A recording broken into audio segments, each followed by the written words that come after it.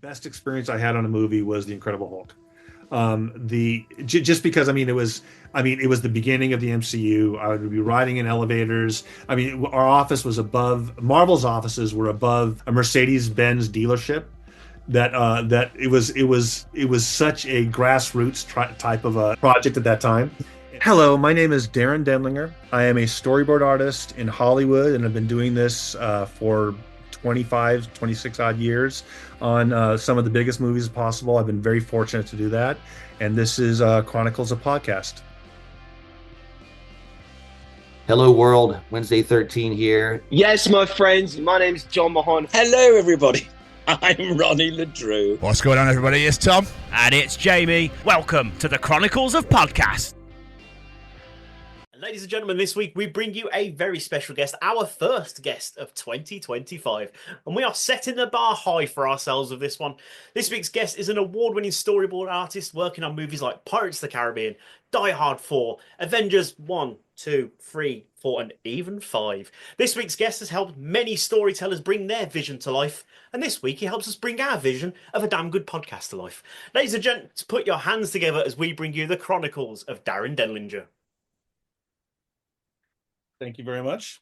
Wow, that was humbling. That's the aim. That's the aim. That's cool. Before we really get into all the nitty-gritty and all the good stuff, like how's your Saturday been so far? You know what? I have not been up for very long. We've had late nights here over the holiday. A lot of party preparing. My wife likes to entertain, so we've been doing a lot of that. Oh, so nice. Be up until like 3 o'clock in the morning. So it's late morning. That'll stop on Monday. But for right now, that's what we're doing. Yeah, make the most of it. Why not? Yeah, absolutely. Considering you just said before we started this that you're a hermit, I'm intrigued if that is great for you or your idea of hell, to be honest. My wife has. I mean, actually, in college, I was a little more outgoing. Once I started doing this job and started feeling, I could not work in an office. It was really difficult for me to, because I would be comparing myself to every amazing artist that was right next to me, and it would be torture. So I mean, a lot of times I couldn't help it. I had to be there, and it's not bad when I'm not watching somebody else draw, and then that's just pure torture. But since I've started boarding, I've worked more at home and have become, I don't want to say recluse, because I do get out sometimes, but I do enjoy. I could go a week without leaving the house without a problem. Oh, damn. I mean, what have you been entertaining? Has there been any events or anything going on? Seeing family and friends? A lot of family around here. My wife is from Puerto Rico, so we're gonna probably go down there next year. But we have bunch of friends around here, and not much family, but we do. Mari invites a lot of people over, which is very cool. That's amazing. Yeah, it's kind of nice. It's not a bad life, I gotta tell you. I've been very lucky. So the way we like to start these things is to take it right back to the start, back to the days of young Master Denlinger, you could say. What did you want to be when you were growing up? Has it always been like art and drawing for you, or was it something completely different in those early days? I wanted to be a comic book artist when I was a kid.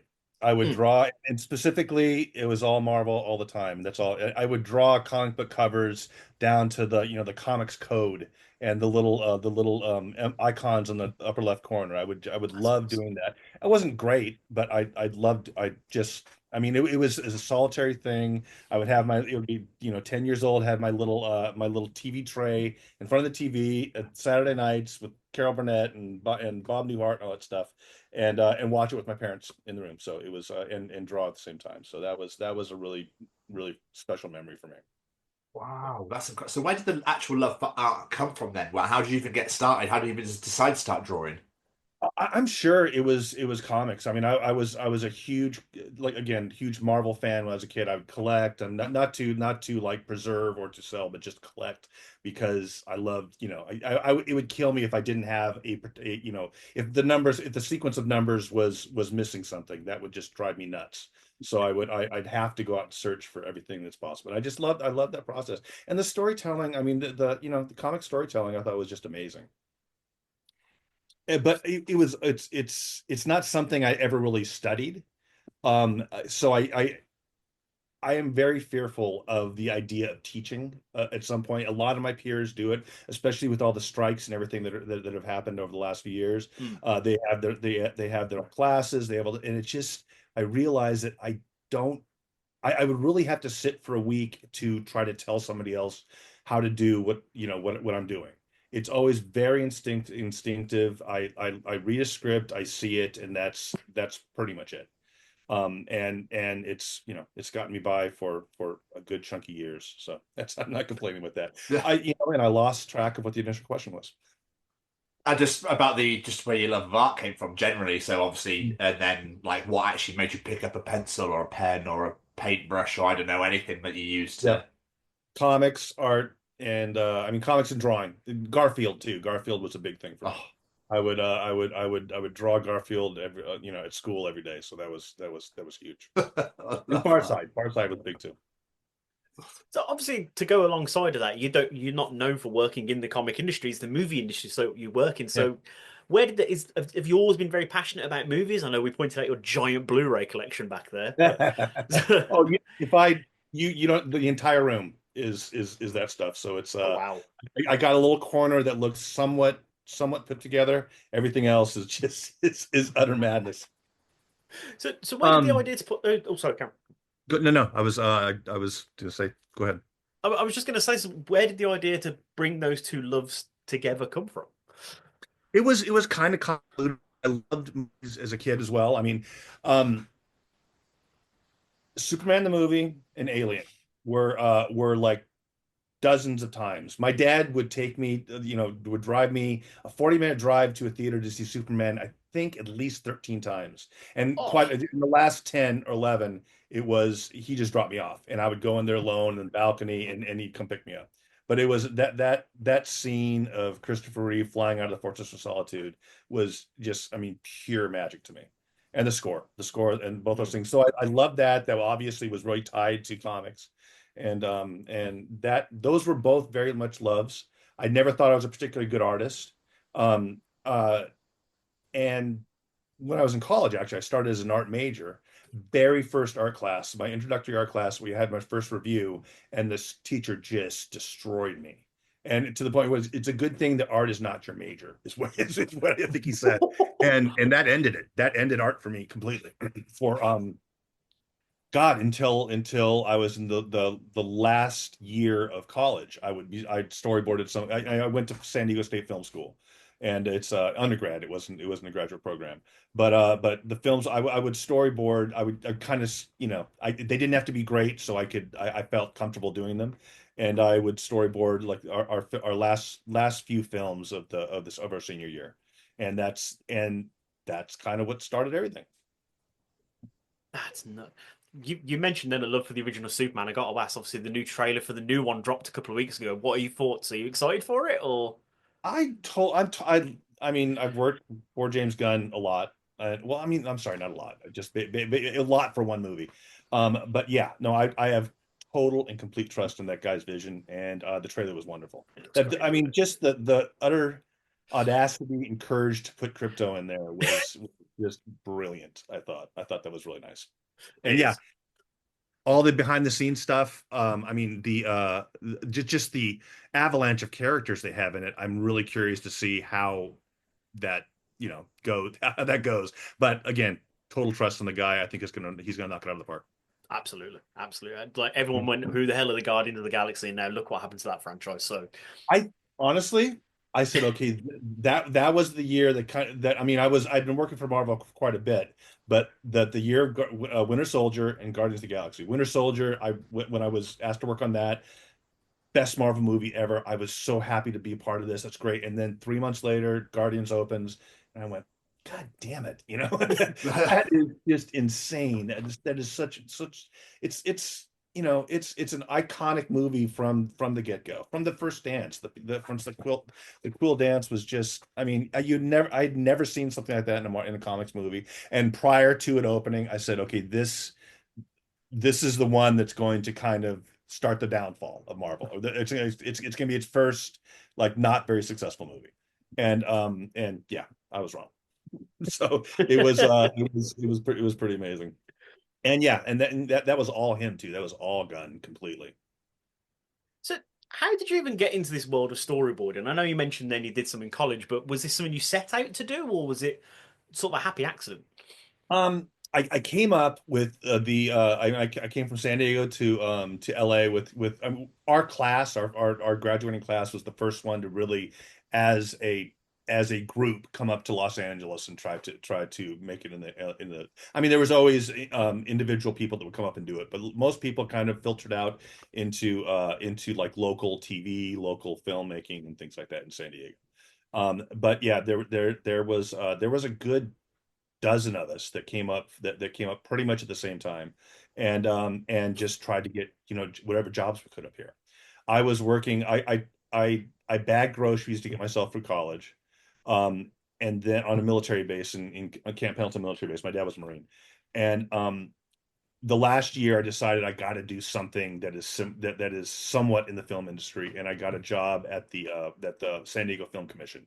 And it was the first introduction to that. I would go out and be location scouting out of college, and taking pictures of things for major Hollywood studios. Terminator 2 came down there, and I would take pictures of all these that big fight towards the end in the technical complex, Yes. where with the helicopter and all that stuff. They shot that in San Diego, and I think I took pictures of the location they chose.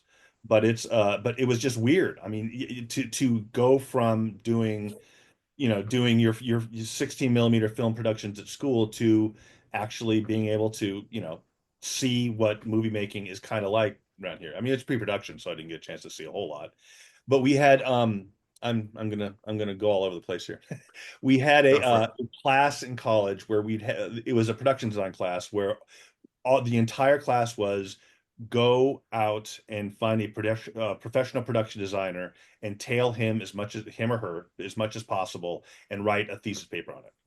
And that was the entire class. And I think a lot of people were doing things in San Diego. I'm sure there were some like Hollywood studio movies, but I swung for the fences and wrote a letter to Joe Nemec, the production designer on Terminator 2, after I'd done all the location scouting stuff with him, and he agreed to like get me on set and let me look at everything up there in LA, and that was pretty brilliant. And but then I'm all over the place. But they after the film commission job, the head of the film commission there had some ties to LA, and had a relationship with the physical production head at Universal, and got me an internship and got me signed up for an internship there. And I turned that into an assistant job for a physical production executive, and that was my focus for the first 5 or 6 years. I wasn't even thinking about storyboarding. I was thinking, okay, I got to come up here to direct. I got to come up here to write, and I felt like being at a studio, seeing how everything is made, was probably my best chance of doing that. And I got insanely lucky to get hooked up with the people that I got hooked up with, and from then um, I followed the guy that got me a job at Universal. It was actually when I was when I was brought up, I was interviewed by an intern there, because they shoved the interview off to an intern, and it's and he was a good friend of mine called George Wang.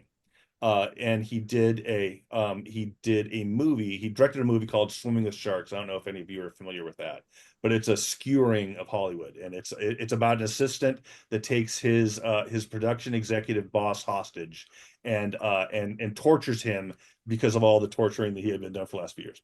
And it was which was if you haven't seen it, you got to see it. It's the movie that Kevin Spacey was the executive, and I think that was the year it was Swimming the Sharks and Usual Suspects came out the same year, I'm pretty sure. So he just like he just completely exploded from that.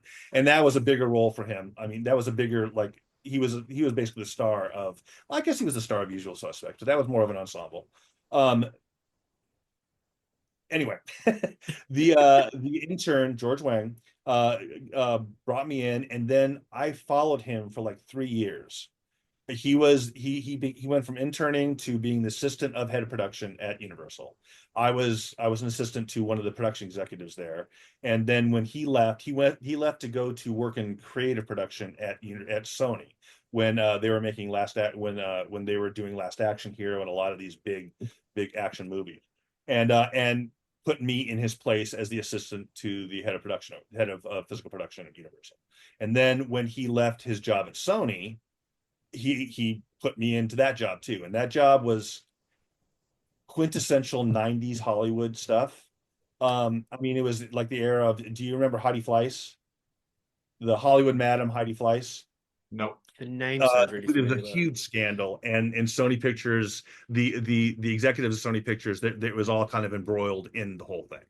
I was my boss was in Jackson Hole, like kayaking with stars, and a some kind of a National Enquirer type magazine had a front cover of this Hollywood Madam's phone book, of her contacts book, and there was the extension of our extension at the office was front and center, and I had no idea what that meant, but I was freaking terrified, and I had to get a hold of him to let him know, I don't know what's going on here, but this, you need to know this. And I was afraid that because this was already being a huge police investigation of this stuff, I was paranoid that we were being tapped.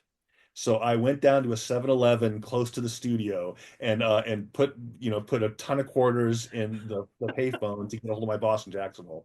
And he and when I finally got a hold of him, told him all this stuff in a panicky voice, he just laughed it off. I don't, it was so funny, his nonchalantness, and did not give a crap about any of it. It was hilarious. But yeah, that was a fun era. That was a that I don't, I'm not going to name names because Of course. the movie Swimming with Sharks, the executive that Kevin Spacey played, it was always rumored that that was based on his boss, now my boss. And it was, and really it was just an amalgam of every Hollywood boss at the time. Joel Silver, agents at CAA. I mean, there were stories in there, like nightmare stories about getting phones and telephone books thrown at you if you didn't get the coffee right, that kind of stuff. And that was, they came up working for nightmare bosses, these executives, and when they came through the ranks, they felt this is a boot camp. This is, I'm doing you a favor by toughening you up. And these jobs were, I mean, that job was 24/7. I had a beeper. I would get beeps in the, late night on Saturdays and Sundays. I can't find my sunglasses. And I went to his house in Malibu and drove them out to LAX where he was waiting. It was, those are the kind of things that you would have to do. And the thing is, the guy's, I still have contact with him. He's a great guy now. He's mellowed out considerably, but it was just the way that Hollywood was at the time. And honestly, looking back at it, I would do all of that again. Although my wife now, we were engaged during that period, and she broke it off, a lot of it, because I mean I was just unavailable at all times. And it was and she saw the writing on the wall that this was, this isn't going to be the life I want to live. And so that was nightmarish. That said, I would have loved, I mean, I would have done it again in a heartbeat, because that whole, these 5-year experience put me in contact with so many producers, assistants, agents. I had relationships with a lot of them. And so when I transferred over to storyboarding, I any production I wanted to be on, I knew somebody or knew somebody who knew somebody on that show. And that by far is the most important thing. I mean, you can, I mean, there are job listings there, LinkedIn has a ton of storyboard stuff, but almost every position on those movies are filled by people that are recommended by other people in the production. That's the way, or they build enough of a reputation that they just go on and go from movie to movie to movie in that way. And so it's really hard to break into it cold. And I had the luck of having a good base of contacts before I even started. And the George Wang guy, the George Wang guy, he was best man at my wedding. He left to do. We won't tell him. And it was a big critical success, but it was an indie, so it wasn't any. I think that he had to, his contract had to he had to accelerate the rights. He had to give the rights up to everything in the movie, not just in order to get it made. And so, I Swimming with Sharks had a when streaming was hitting big, had a TV series based on it, and he had zero connection to it. It was so No. heartbreaking. And it was I think it was on, I forgot what it was, a streaming service that's not here anymore. But it was actually pretty good. It was really good. They gender swapped the assistants, and but it was this story from old Hollywood, told from the perspective of New Hollywood. So that was interesting. So yeah, he went off to direct another his second movie. That movie got him enough notice to get him a studio movie.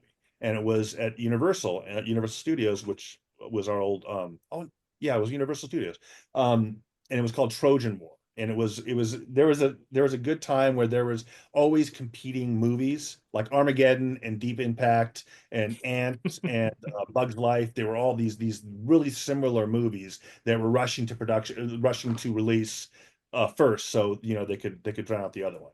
And there was actually a little battle between our movie Trojan War, which is about a high school kid looking for a condom at night, and like it was an after hours or Scorsese's after hours type of a show. That was what it was modeled on. So it was this a crazy night in a nightmarish LA, running into a ton of different weird people in search of a condom so he can be with his girlfriend.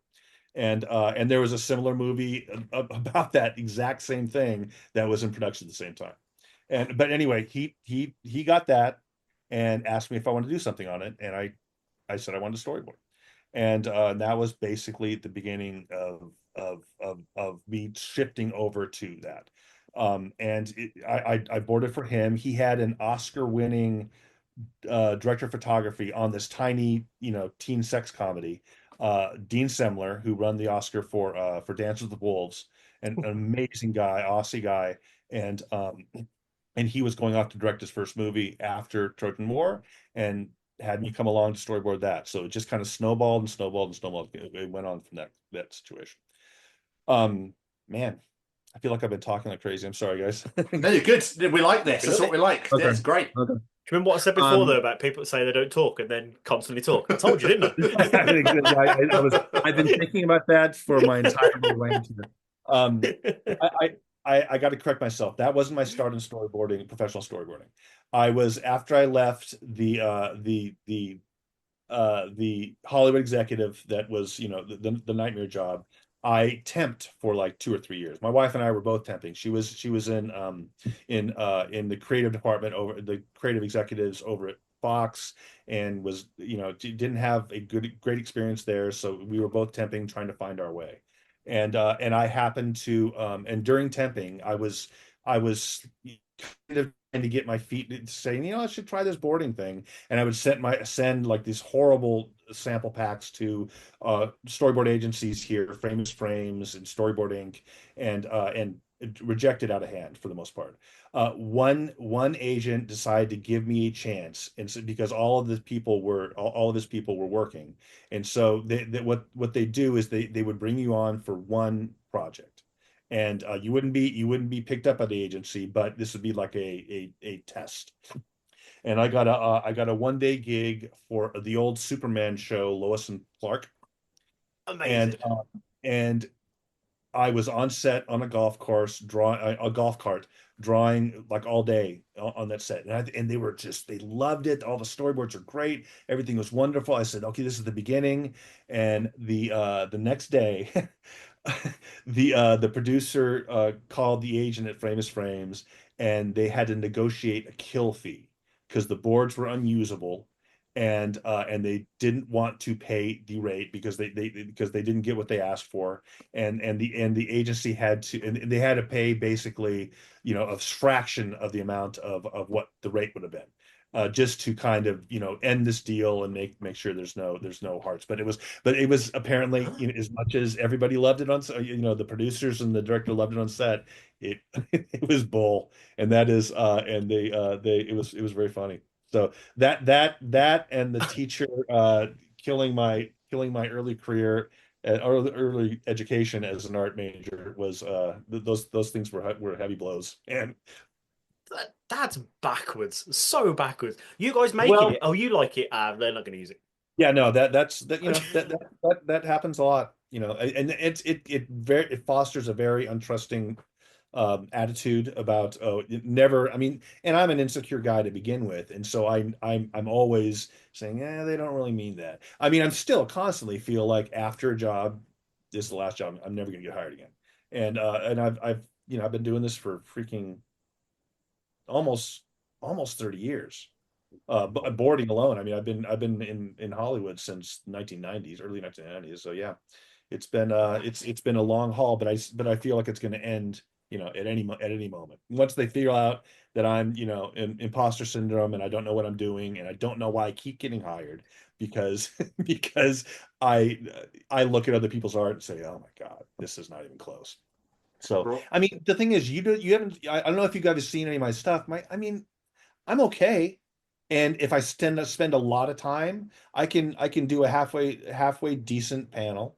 But there are these artists out here that just, can don't even have to look, and they're sketching out these beautiful perspective accurate drawings that and it's just like second nature to them. And they go to Cal Arts, and they went to the art center and all these, wonderful art institutions, and then they come into storyboarding. And quite frankly, and so that was, I mean, I was always and still am incredibly intimidated by that. But I don't know. I still don't know why I'm at where I'm at, because it's just when I look at my stuff and somebody else's stuff, it's not there's no competition. And I've got two or three good friends that are storyboard artists that are like my best friends. And I'm afraid to recommend them for a movie I'm on, because I do not want to be sit side by side with their stuff. It's funny. You must You're be doing clear, something right. clear there for a reason, though. Yeah, exactly. Yeah, James no, said, you have yeah. to do something right. You know what I mean? So, Yeah. yeah, I wouldn't be so hard. It's plus technology and stuff has developed vastly, vastly in the last 15 odd years Oh or yeah. so. So, We're not going to be doing this in 5 years. I think I think there's, I mean, I don't know. I was terrified of AI for when I started my new gig 2 years ago, and that's when, and the company I'm working for is wants to be at the forefront of AI technology. And so I was looking at that. I was looking at all these storyboard AI programs, and I was terrified. I was saying, it's a good thing I'm at the tail end of technically at the tail end of my career. But if I was up and coming, if I was a starting storyboard artist, or I was in the middle of my career with a baby and all that stuff, I would be terrified. And then and then right after that, Writers Guild strikes, actors strike. Yeah. And it's just, I mean, it is an absolute disaster for so many people out here that just, I mean, I've got friends who haven't worked in 9, 10 months, a year even. And it's really harsh. It's the combination of productions going overseas, because that's the only way that studios can afford to make the movies right now. And the streaming implosion, and Google, I mean, Instagram and YouTube, and it's just there's always the sky is falling situation, especially with theatrical motion pictures. They always feel like it's at the tail end of its popularity. It's not going to be it's going to be replaced. It's everything's evolving. People better buckle up. But then a Wicked comes out, and and Inside Out 2, and then every year there's still these Deadpool to Dead, the new Deadpool, all these things, all these movies. Certain movies just explode, and the theatrical experience, I don't think, is going away. I think it's changing, and there's going to be less movies, but people want to do it. I think there's a communal element of going to a movie and of reacting in similar ways to, and seeing people react and laugh and get terrified around you. There's something about that is really special. I mean, I watch movies at home on a big, huge TV, and it approximates that, but it's not the same thing. It's not the same at all. Like, I went to see Wicked in the cinema, and the reaction after the film ended, like the applause and the jovial atmosphere in the crowd, you don't get that at home. No, you don't. And those kind of movies, I think, will be around forever. Yeah. I do think like they always say, like the mid the mid-range Hollywood drama is dead, but that it's not dead. It's just on Max, and it's on Netflix, and and they're still being made, and those movies cost as much as Hollywood, theatrical releases, and that's what I was afraid of. If everything goes to streaming, that all these budgets are going to be slashed, and I'm not going to be able to survive like on the money that you can make. But none of that's really changed that much at all. I've done, I mean, the last two movies I did after Deadpool are both streaming, and they're huge budget movies. So I don't know how long that'll last. I just want to eke out another 10 years doing this, or I always threaten about directing or doing something that's more substantial. But I've always been I've always really felt comfortable kind of working on someone else's vision.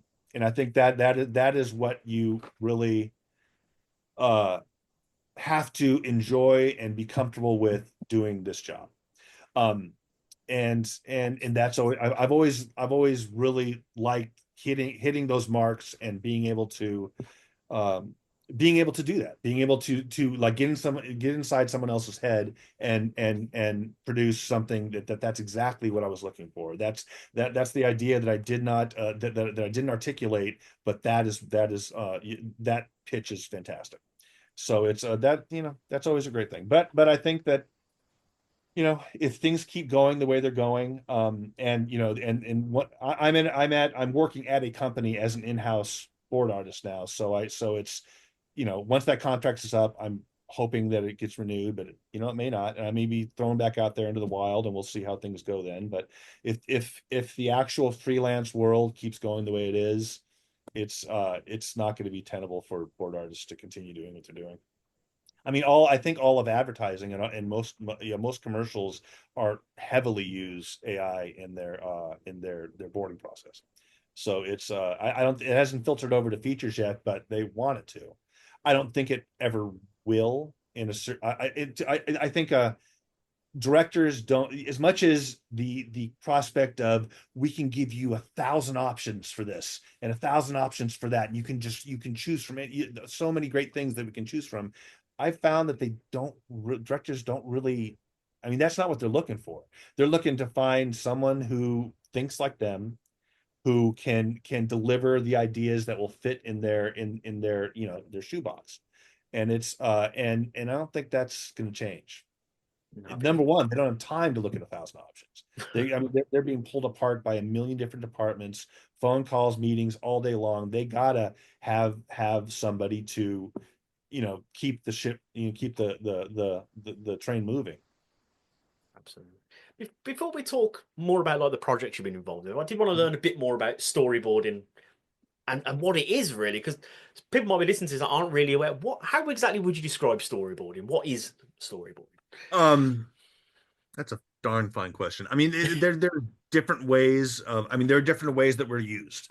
Uh, the traditional thought is that a director will describe a sequence in detail and give you the shots, and all your job is to articulate what their vision is. And sometimes it's like that. James Gunn, it's like that. James Gunn comes to our meetings with this stack of note cards, and they're all doodles of his drawings. I mean, of shots. I mean, he's got the entire movie done like that. Like Ridley Graham's. I don't know if you've heard that term before, but he does the same thing too. He had Alien completely drawn out before, way before anything really started to happen, and then a board artist comes in and pretties it up. That's one way that it's done.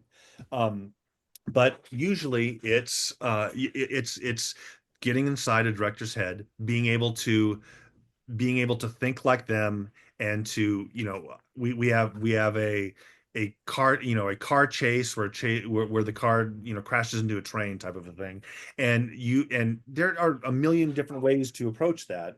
And oh crap, sorry guys, my weird thing just came up on my screen.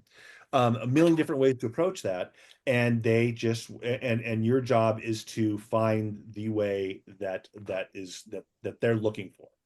and it's not as much of a crapshoot as you think it is. At least not in my experience. I can't. I'm going to answer your question before I get into this. I think that yes, storyboarding is to either pitch ideas to a studio to say, yeah, we want to make that movie.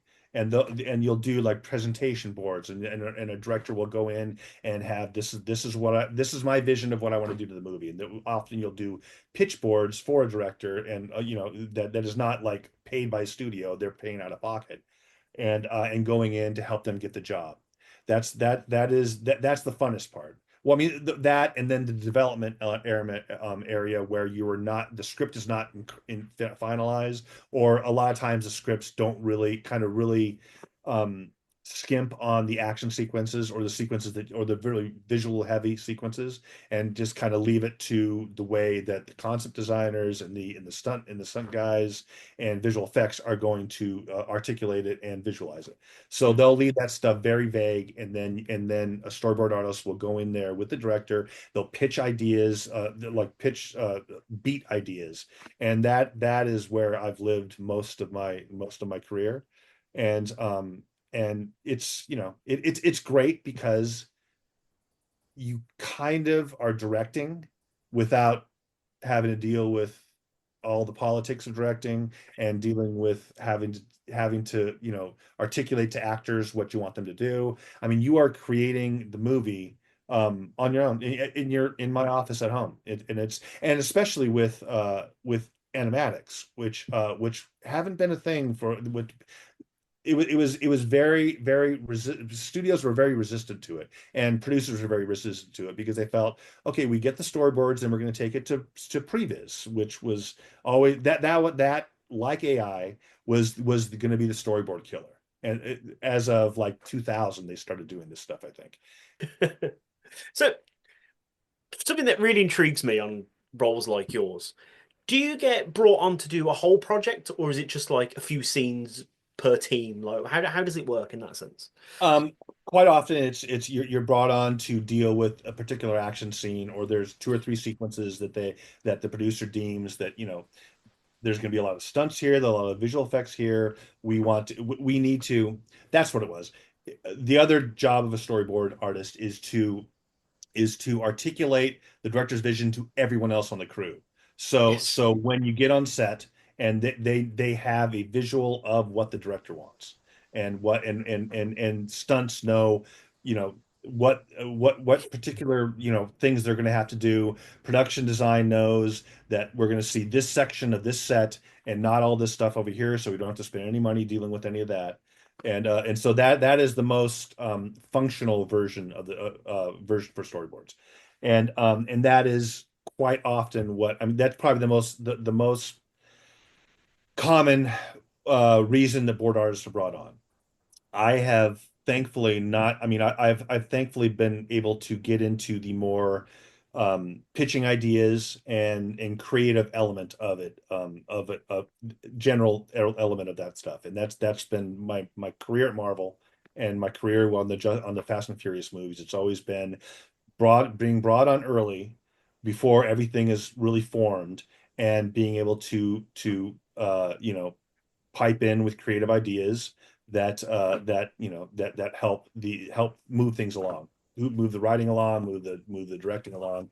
And now it's to the point where I'm not having to do. I still draw like crazy, but usually I'm in meetings with the writers and the directors and the creative executives, and then I go off and I think of a bunch of ideas for whatever section of the script that we can do, and I write a lot of stuff out, doodle like really rough things, and then go in, and my absolute worst nightmare of the job is having to pitch in a room.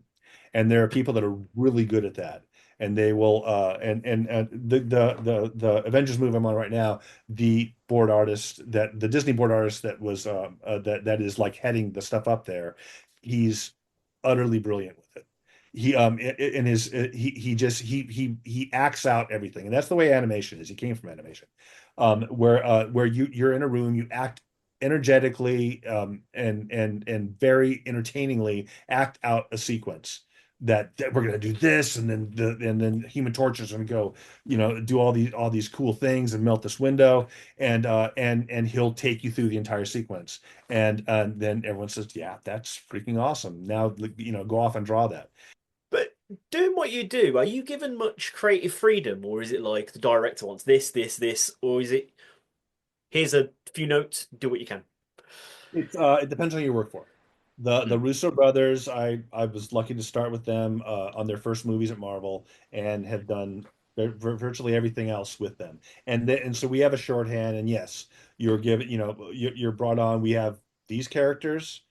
We have to get from A to B, go and take a pass at it, and let's and we'll we'll evolve things from that. So yeah, that I've been really lucky to be in that kind of situation, because it's not often. It's and different directors have different ways of working. I mean, as I said, James Gunn has it all figured out. I mean, on Guardians 2, I was able to interject ideas and put ideas in there and pitch them, but they were all within the very tight framework of the scenes that he had already created. And I got some of the stuff in there, but I was also able to just take his doodles and just kind of mindlessly be able to make a really detailed animatic out of something that I already knew was going to work. But yes, to answer your question, quite often I'm given stuff that is very very rough, very vague, and allowed to do a pass at it. I was going to say, because like, how do you ensure that your work aligns with the director's vision? That's a mystery to me. Okay. It's I either you click with somebody or you don't. I think that is the major reason. The major reason that I think that I've survived as long as I have is that I can kind of be in a room with the director and have them not want to shoot me in the head, which is, I mean, it's a personality thing where they feel comfortable and at ease, and they can, and again, they can explain something very vaguely and feel confident that you know what it is. So on Winter Soldier, I mean, the first few sequences I did, they could tell pretty quickly that I was in line with the kind of stuff that Anthony and Joe liked, and it just went from there. And then it became, we got to do this car chase in the freeway, go, that kind of stuff. But it's kind of been that way ever since. And how you're asking me how that I personally don't know. It's instinctive for me. It's again, if I were to teach, it would be horrible unless I sat and really analyzed what I do, but I really never have. I'll read something or I'll hear something, and I'll have a vision of what I want to see in my head, and I'll just, and then I'll create it from that. And there's no rhyme or reason. I mean, I get there are rules, there's like staying on the right side of the line during conversations. So everyone, one person's got to be looking at the left, then the other person's got to be looking towards the right to make the scene. You can't jump the line, or it kind of the audience won't necessarily know why they don't like what they're seeing, but they won't like what they're seeing. And so there are certain rules like that, but it really is just instinctive for me. I would really have to think about it to answer that, or to be articulate about it. Yeah, it's almost like second nature. It's just almost like they just go words, words, words, and it all just like computes in here. And you're like, yeah, there you go. I mean, it's I've watched a million movies, and I can't remember the names of people I meet at parties, but I can remember dialogue from a movie from 40 years, and or a particular sequence. And so I've got a big database that I can draw from, and do quite often. That's all. I tell you what, this conversation is making me appreciate what you do so much. Like, whenever I watch a film now, someone's like, the director of this, and I'm like, yeah, I want to know who storyboarded it. It's his vision, mate. He just signed off on it. I don't want to tout too much. I believe we're the kind of dirty secret, and to certainly people say that too. Other board artists say that too. Is that our role is so far more like integrated with the entire production than where our credit ends up we're quite often next to the catering and things like that, which is not to say anything bad about catering, but in terms of I think we should be in the front credits quite often. I mean, it all depends on what you're brought on to do. As a matter of fact, Fury Road, the Mark Sexton, the board artist on that, I think he didn't get title credit, the his credit on the front of the movie, but at the end of the movie, it may not even had title credits. I forgot if it did, but he got these huge single board credit because because Miller wrote the movie with him. I mean, they wrote the movie in storyboards, and from what I understand, and then the script was made was written on that. So the whole movie was figured out in storyboards with George Miller and Mark Sexton and one other guy whose name I forget. All right, you want to come up now? Come on. There you go. Oh, There he is. And then his brother's down, staring daggers at me because he won't come up. He You have feels two legs and two dogs, father. Exactly. But yeah, I think that with the amount of influence and how many departments we touch and our work touches, this should be lauded a little bit more. I mean, the and I think this is unfair because I think that all the directors I've worked for really appreciate and really respect what we do. But I think there's a lot of directors that can be um, insecure about the storyboard artists role in the whole thing because directors are the auteurs. It's their vision, they are in charge of everything. And I think the idea that a board artist that is majorly influential in the sequence is something that they don't particularly want to advertise. But that's not an experience I've ever had, but I do know that is from the complaints I've heard from other board artists. That's a big thing. So I was wondering as well, like, because I was doing my research for this, I came across an article about some scenes you'd done on Fantastic Four: Rise of the Silver Surfer that didn't get used. I mean, it Yeah. was the Fantastica and Doctor Doom's castle and stuff like Yeah. things like that. Like, do you get? I don't want to say emotionally attached, but you'll do something like, "This is so cool! I can't wait to see this." Ah, fuck, they dropped it.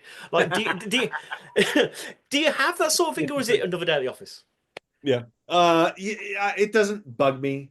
Usually, when I'm happy with the sequence, then I'm totally cool with everything. I mean, they can drop it, they can do whatever they want. Usually, I'm not. Usually, I'm waiting for an attaboy from a director and say, "Oh my God, I did it." But if I'm sitting at home at 3 o'clock in the morning, which is when like I can crack things well, that and I'm happy with that, I don't care what happens to it after that. Mm. So yeah, that's stuff. That was a weird, really cool job because the good chunk of it for me was drawing these huge comic book splash panels and then drawing and then telling the story of that splash panel in storyboards that would pepper around like the main action. So it'd be a whole like papered like a page design thing, and they were printed out in these huge cardboards, and that was really cool. I've never done anything since then like that, but that was a blast. And yes, a lot of stuff wasn't used just because they couldn't. I mean, the vision that the director had was far bigger than the budget they had. And there was a 4 month period where it was this is not spending any money by having a board artist draw it. So that's always the thing too. It's like shoot for the stars because it's not costing us any money here doing it. And if it really works, we can fight for it and take money from other departments or other sequences and make that happen. But they will there's if I'm brought on early, there's a pie in the sky element to a lot of the stuff I do. It's always this has got to be something we've never seen before. This has got to be bigger than the last sequel that we did with this. It's always like, and then it inevitably always gets pared down or always gets there's a huge contraction period for all of it, even the Avengers movie. Even I mean, we did the Endgame final battle sequence. There's probably four more of those sequences in beats that we did that never made it anywhere that we could construct from the work that I was working with three other great board artists. And it's yeah, so usually more stuff that's left on the floor of what I do than what makes it in the movie. So and I don't have an issue with that. I'm totally cool with it. Again, if I like it, then I can go away. I bet as a fan though, because obviously you were a Marvel Comics fan growing up, you're just like, oh my Yeah. god, I could have seen the Fantastic Car. Ah. Well, I mean, well, did you see the movie? Yeah, it's been a while since I've watched it, The but yeah. freaking design of that Fantastic Car, I cannot believe that was not like an enormous toy, because I thought that thing was so beautiful. And well, the movie didn't do as well as the first one, and neither did. I mean, no one is really particularly happy with them. I think for Marvel fans, they're just waiting for the First Steps movie come out to I'm do excited for that. Fantastic Four justice. But I kind of like them. I loved Chris Evans's Human Torch. I thought that was really cool, and I thought they were all well cast. The Thing didn't look that bad to me. I thought that was cool. Yeah, I liked it, and especially that one, Silver Surfer, rocked. I mean, that whole design and the way that was executed was really well done. Really well done. It's been a while since I've watched it, but I remember it being pretty good. I enjoyed it. Yeah. And that stuff. I mean, I did a lot of stuff for that Silver Surfer Human Torch battle, and that was those are those big splash pages that I have. I don't know. Do you? I mean, do you have any of that stuff there? Say again, sorry. I mean, do you have access to any of that stuff? I can share my screen. I don't know if you want to do that. Yeah, can do. That'd be great. That is amazing, by the way. There you go. Yeah, see, that stuff was fun. I don't think I've ever drawn better than that. That is because we had time too. It was a blast. But that particular thing is an absolute ripoff of a I forgot the artist's name, but I Googled it, and it wasn't it was Silver Surfer in that position, and I kind of changed. I made him fighting Johnny Storm at that time, but it was I was so happy with that, but I was so afraid that it was going to be that I had to tell everybody this is a different. This was taken from a comic panel that I saw, but it was that one was a blast. Yeah, there's the Fantastic Car. Oh, it's amazing. And there we go. Yeah. So we would I would just take these major illustrations and then tell the story of what is happening down there within the boards that would flap around. They really that was very well received. And I thought that a lot of storyboard books are coming that I think that they're always this really straight-laced panel thing. I'm gonna stop sharing my screen if you don't mind. Yeah, cool. Yeah, of course. There we go. That they're very straight-laced, simply laid out. That I think that they could really benefit from doing something that is far more comic booky, and that was the whole attempt of that thing. So I'm pushing for that kind of stuff. Did you expect that? Sorry, go on. No, that's fine. I was just going to change the subject. So I don't know if you were to carry on with where you were going before I change it. I'm sure I was going to ask you a question. Okay. Like when you were first brought onto the MCU to storyboard for them, did you ever think that these movies were going to be as huge and as massive as they've become? Oh God, no, not even close. I mean, I was on Rise of the Silver Surfer, and then had a brief stint on a Die Hard reboot that was happening then, and then I was looking for a job, and the Incredible Hulk came up.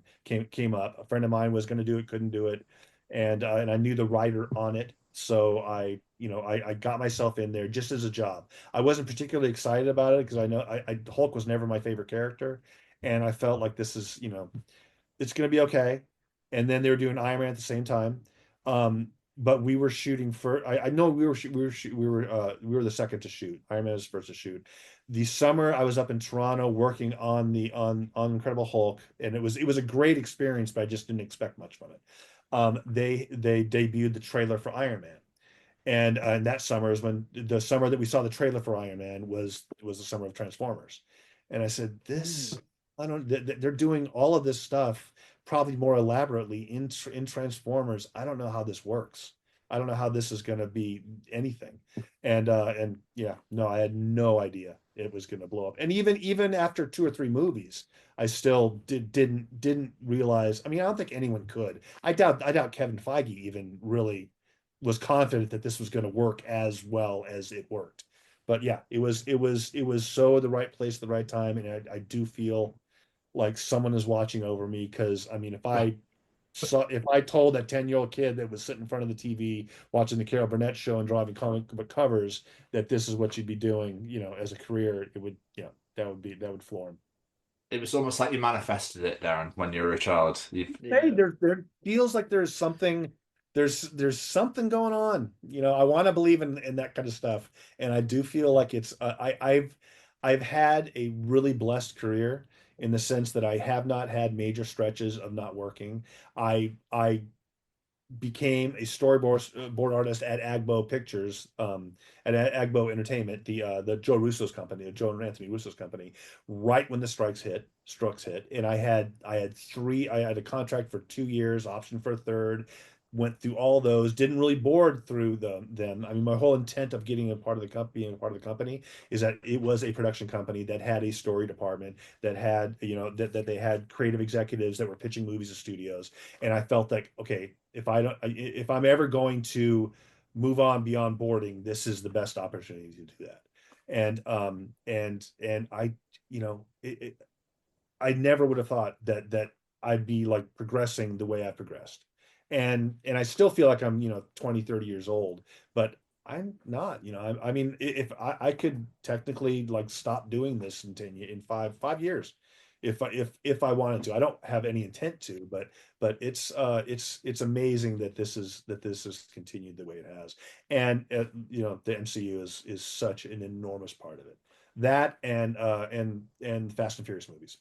Those getting involved with both of those franchises was utter gold for me. I was going to say, how do you deal with like the whole secrecy laws? And that's because obviously Avengers Doomsday is coming. Yeah. Like, do you I was to ask about this. Yeah, sorry, finish the question. That's what I was going to say, because obviously, as you say, as a kid, you were such a massive comic book and Marvel fan. Like, now to be involved in the movies, like, it must be like, oh my God, there's so much I want to say, but I can't. Oh, absolutely, absolutely. What's weird about this one is it does feel like it's a job. I mean, just like any other job, any other Marvel job. But realizing, I mean, when you see Robert Downey Jr. come out on Comic-Con stage and do all that, you realize that these things that you're, I'm in story meetings, and these things that you're pitching are going to have huge ramifications and huge, this audience reactions to these what right now are really simple things. And it's and yeah, it's pretty wild. And I am not the best secret keeper. And I'm again blessed career because I've yet to really make a mistake. And I don't know what there one time I posted on my Instagram a animatic for a Black Widow Captain America fight in Civil War that didn't happen. And it was always after the movie's release. I feel like a movie's released, you can post anything I want. And that got picked up by some, movie sites as, Captain America Black Widow fight didn't, that you've never seen. And Marvel Legal, actually, the only time anything happened. No. But it was a slap on the wrist. It was never, it was not that big of a thing. And honestly, the creatives, I mean, from Kevin Feige on down, they wouldn't have given a crap. It was just the legality of doing it. That the lawyers were making sure that everything was covered. So I get that. And again, it was just a slap on the wrist. So I get a little loose with it now. I will there's a Facebook group called Frame Dump that started out with like 200 board artists and has grown to I think over 10,000 across the world. And Wow. it's insane. It's so cool. The mandate is you post one frame, only one frame, only one storyboard frame, and then say anything you want. And so it would be a forum for people's gripes and people's pitching for ideas and things like that. But it was such a smorgasbord of international storyboards that it's just, I mean, it's a gold mine, I think. And I took it when I became when I started on the group. I said I thought I'm going to post a frame from everything I've ever done in chronological order, and write a diary entry about them. and it grew into this huge thing for me. I mean, it was like a 120-page document that I made a PDF and I gave it to my dad to kind of explain, this is what I do as a career. And it's once I got to the MCU, I mean, things would be releasing and I would be posting directly after release or when a trailer was released. That's the biggest um transgression I would make is if something was in the trailer, I felt, yeah, I'm posting that. And Yeah. and I would do that. Because my thing was it's Instagram, I mean, it's a Facebook group that at the time probably had 500 members during I think it was during an Avengers, the first Avengers. And so no one's seeing this. And I'm gonna post it. So I got kind of really cavalier about it. And on the Deadpool and Wolverine stuff recently, I kind of did the same thing. But now the group's grown to like 10,000 artists. And I got a comment from one of the board artists that, this, are you sure you should be doing this? And it was really funny that I'm thinking, dude, I've been doing this at Marvel for the last 16 years, and I kind of know where to, how to navigate that stuff. But there was a lot of fear over posting things too early or and there were never any secrets given out. But it was because the thing is, the Marvel legal and the Marvel NDAs are so enormous and so ironclad that yeah, as an artist, you get kind of afraid of doing things. But I started before all that. I mean, there were NDAs, but I started before all that, so I kind of have not had that kind of fear. So you kind of answered the question there. But I was going to say, like, with all these big secrets and hints and big moments, like, do you get told about them, or is it just like person appears and you just have to draw like a silhouette? No, No. we are in the room. It's all. There's no code names, and yeah. No, it's. I mean, on Doomsday, yeah. There was an outline when I got brought on, and it was, it's bananas. I think it's gonna be pretty great. But it's yeah, and I gotta say, I'm still kind of giddy about being in that kind of situation and having this PDF document of this thing that's going to be a $1 billion movie in about 3 years. And there's something that's kind of really exciting about that. It's going back to when you talk about being in the moment, that sort of thing. You mentioned Deadpool and Wolverine. Yeah. That moment when Hugh Jackman pulls the cowl over, I think everybody ejaculated at the same time. And the funny thing about that is that I never saw the cowl thing until the movie. It was because that wasn't my sequence. Initially on the sequence, the two sequences I did the very, very end sequence when they were in the subway and they were doing the Time Ripper thing and they were holding hands and doing all the thing. So I had the cowl on that. But the sequence I was spending most time on was the initial fight in the void. So their initial introduction and when they're beating the shit out of each other in front of the 20th Century Fox sign and the whole thing. That was So good. You got the two best scenes. really, and that idea just came out of the blue. I forgot, it was either Ryan Reynolds or it was the director that just said, yeah, we should, just kind of off the cuff said something about the 20th Century Fox logo, and that grew into that, and it was once that's the funny thing about these creative deals is that these creative like powwows or being up in the middle of the night when an idea like that hits, there is no other way that sequence can be done. And in my mind, I mean that is the absolute thrill of doing this stuff. It's when you hit upon this thing that on a sequence that's just you can't get a handle on, and then one little thing unlocks it, and then it all kind of falls together, and there's no other way that it could have possibly been put together. It's really there's a magic to it that's really cool, and that is what more than anything that's what that's what you work for, and you're working for those moments like that, and the Deadpool stuff was definitely like that. A lot of stuff on Endgame, there were a lot of pitches that didn't make it in, but that I thought that I'm gonna knock their socks off at this. And I'm sure they reacted well, but it's just the sheer volume of beats that they did for that final sequence, or that was pitched for that final sequence, that they had to keep it to, like, I mean, it comes down to the point where it's okay, this is going to be 15 minutes. And we just fit everything, so that they have to have a time limit. They have to, and the Russos are really good at knowing how, if it's going on too long or if it's too short. They're really good at, we got to keep it at this. We got to keep it at the 12 minutes. If we go a second longer, it's going to lose the magic. And so but it was but we were working on that sequence for months upon months, and it's those two movies, because I was on them for 2 years and back to back.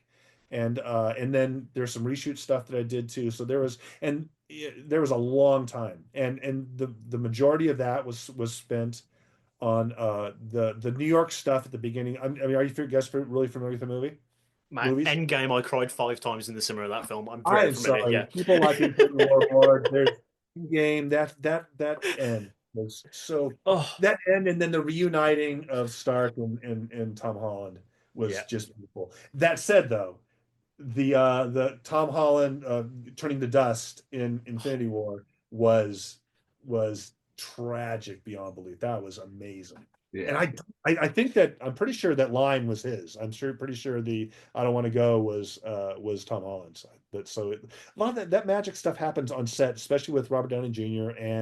and he kind of I think he kind of promotes a lot of improv, Mm. and he does it obviously so incredibly well. But a lot of magic comes out of that.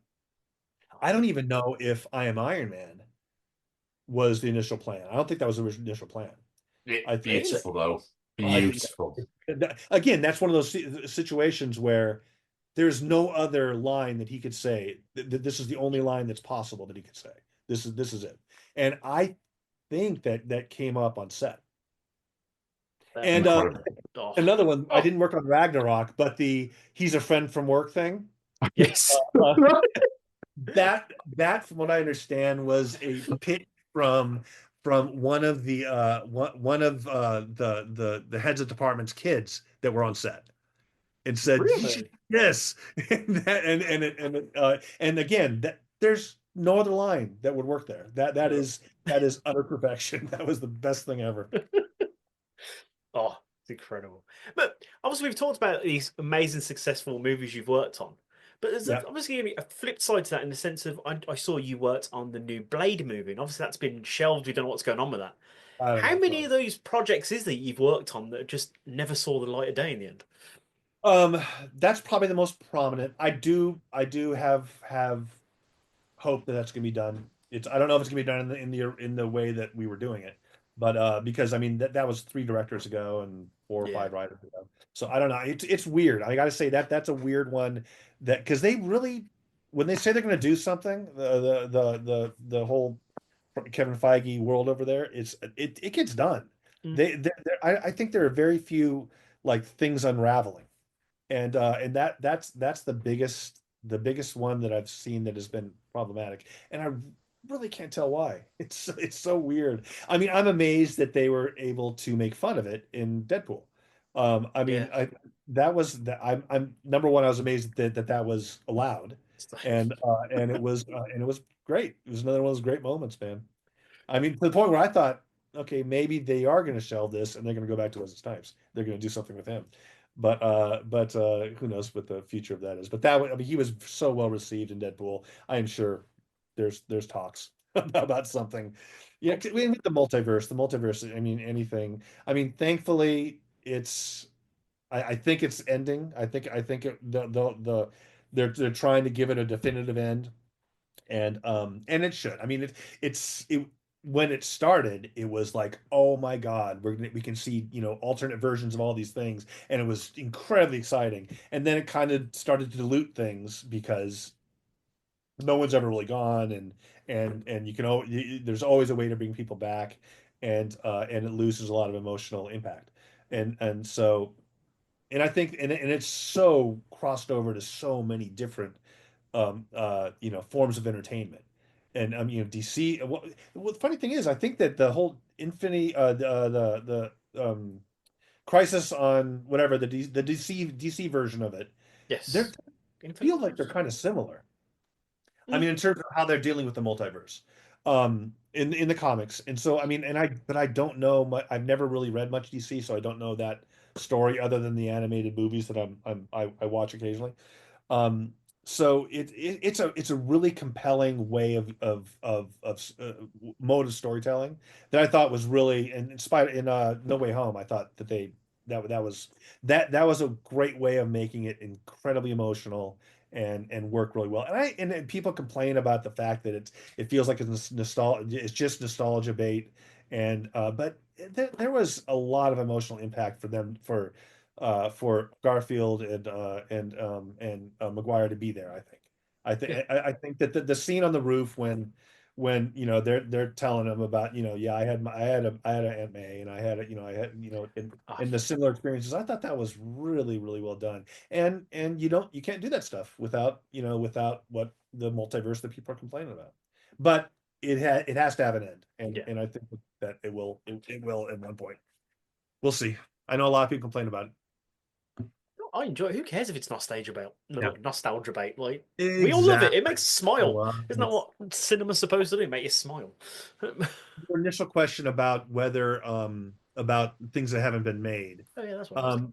I have well I've done plenty of things. I've done plenty of pitch boards for directors who didn't get the job or it didn't happen. There was, I mean, I did a version of, remember Collateral, the Tom Cruise and Michael Jamie Mann. Foxx. Yeah. I did a version of that, pitch boards for that for another director, and it was great. I thought it was such a, and it was an entirely different. It was the same type of beats, but it was an entirely different type of movie. I mean, the Tom Cruise character was nowhere, not even close to what we eventually got on screen, which I thought was great. But it's weird. I mean, it's cool having really detailed boards for a version of a movie that did get made, but got made by different people and in a different way, and that's cool. That was one. I did some. Yeah, it's the pitch boards that quite often are, very few of them get actually done. And but the movies I actually work on, there's few that have been derailed and not made. I meant to ask this way back, but we moved on stuff. You mentioned that your dad was a Marine. Yeah. Incredible, by the way. Yeah. What did they think of your career choice? Um, well, I was supposed to be a doctor initially. Okay.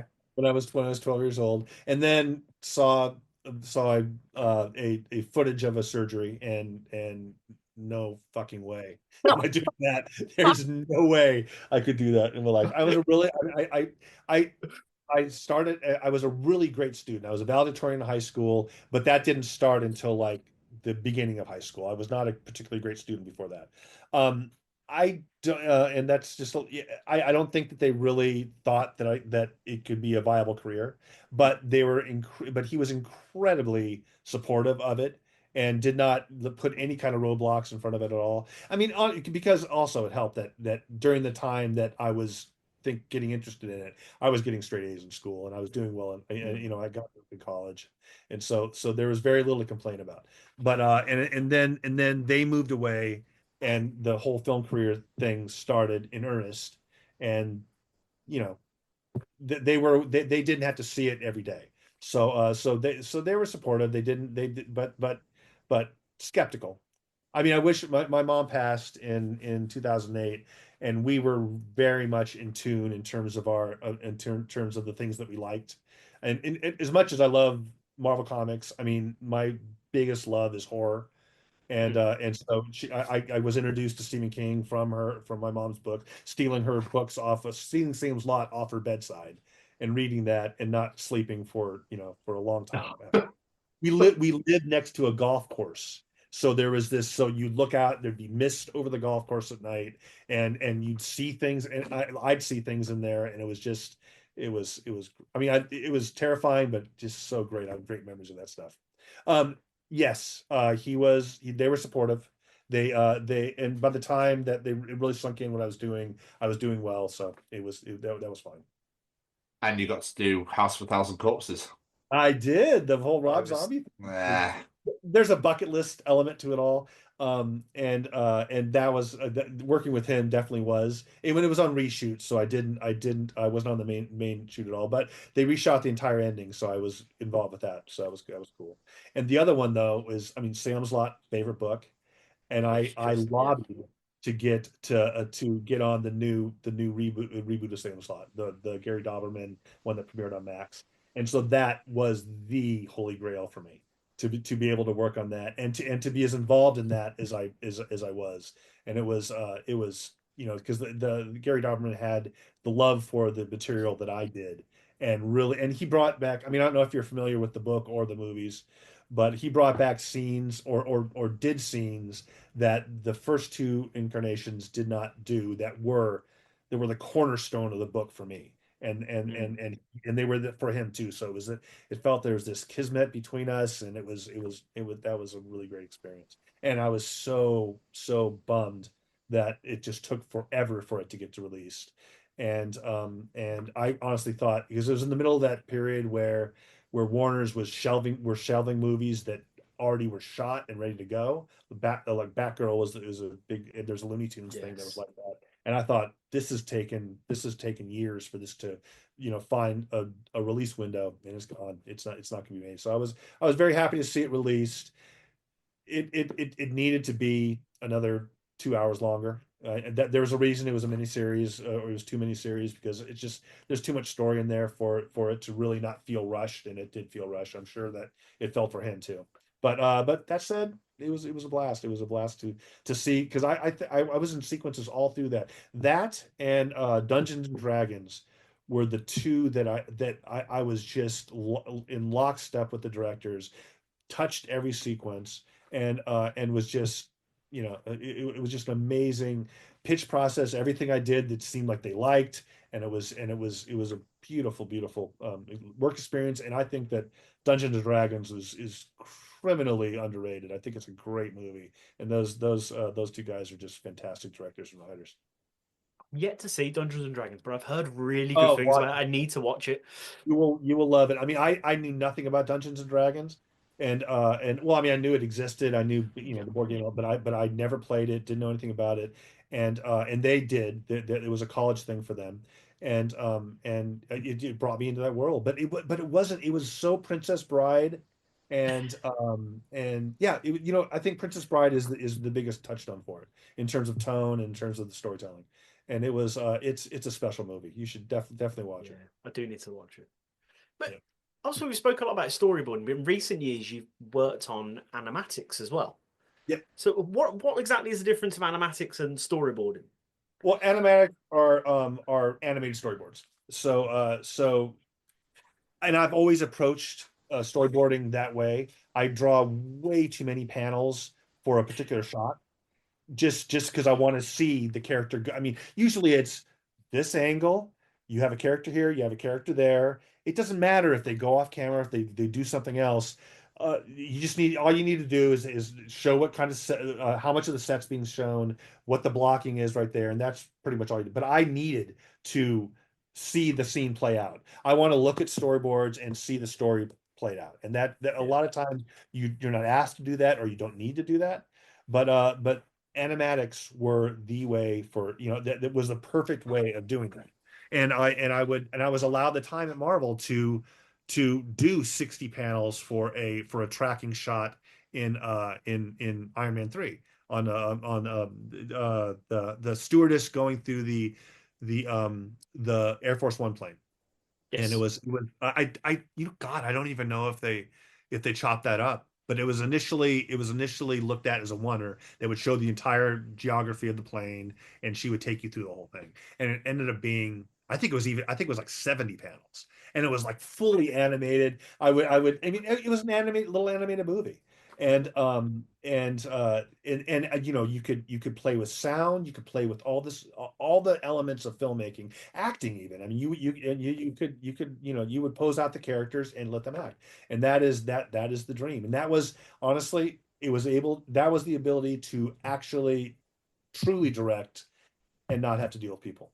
So that And it was but it killed me for a while too, because it is a long process. And when you're not, and it especially when you're doing them as detailed as I was doing them. And that was on it was on Thor, on my experience on Thor, where I met Federico D'Alessandro, and he was a board artist that kind of introduced me to what animatics can be. I mean, his are still, I mean, he still does all the time, were just these works of art, and they were an animated movie from beginning to end that he created just from drawing, and it's just a beautiful thing. And I always was trying to emulate that. And now it's kind of got me in trouble, because I a lot of times my speed isn't the greatest, because I'm doing way too many panels. Hold on, the dog needs to be let in again. Dude, chill. Grandma. There you go. Hey, you're back. And it's the perfect form. I think a lot of board artists feel like it's, that you're being asked to do other people's jobs, and it's just, and we should be paid for that. And I get that, but we're kind of being paid for the amount of time we're spending on something.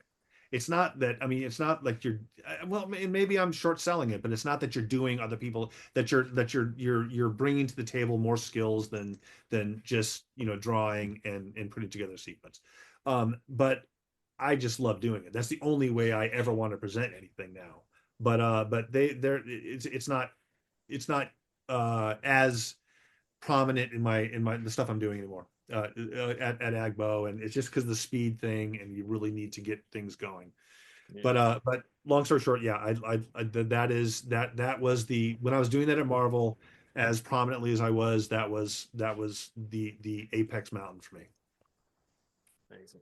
Obviously, I've just realised the time. So Yeah. um, Okay. we've been talking. I could talk to you all day, my friend. This has been absolutely fascinating to me. Um, last thing for myself, obviously, looking back at your career as a whole, when you look back at it, are there any particular moments or projects that stand out to you? Like, that was a damn good day at the office. This is why I do what I do. Are there any Uh, moments? yeah. Well, I mean, meeting Joe Russo for the first time, being was because that was just so insanely impactful in the progression of my career. But the best experience I had on a movie was The Incredible Hulk. Just because, it was the beginning of the MCU. I would be riding in elevators. I mean, our office was above, Marvel's offices were above a Mercedes-Benz dealership. That it was such a grassroots type of a project at that time. And so the first part of production, I was there doing that, and they were doing Iron Man, I think, at a different floor. But so it was just feeling like, this is Marvel Comics. They're making their own movies, and this is very cool. I still didn't think it was going to last for very long. But and then during production, I was brought up to Toronto, which is, I mean, maybe it's just personal, but it was the best city I've ever been in, and it was such an amazing experience of working spring through fall in a beautiful city that were having film festivals, that with a great crew of people, and the director Louis Leterrier was just, I mean, he's he's magic. He's just a fantastic person to work for. And he brings you to so many, he trusts you so creatively that it's just a joy to be there. It's a lot of responsibility, but it's just a joy to be around. That's the one. I've had many great movies. I've yet to have really any really bad experiences. I mean, I had one with a director who, gave me the "you'll never work in this town again" type thing, because I left the project 4 months after I was supposed to leave the project, but 2 months before, because I had other commitments before he wanted me to leave. And so he got really mad at me for that. But that's pretty much it. There's a lot of complaints from a lot of people about executives and producers that don't get what we do, but I've ran into a lot of people that do get what we do, so it's good. It's phenomenal. And as I said earlier, I've walked out with such a massive appreciation for what you guys do. So I hope people that hear this have the same thing because it is absolutely incredible. The things Oh, we enjoy wouldn't be where they are if it wasn't for you and the people that do the job you do. So well, tip if you hat want for it. to interview more people, I got a list for them. I got a list for you if you want to get more in the weeds of this stuff, because Oh, there's some epic artists out here doing this stuff. that'd be incredible. Yes, please, Darren. Thank you. Yes, please. Yeah. All right. Mr. Stevens, any more questions for our wonderful guest? I have one more for you, Darren, before you You got toddle it. off and enjoy the rest of your day.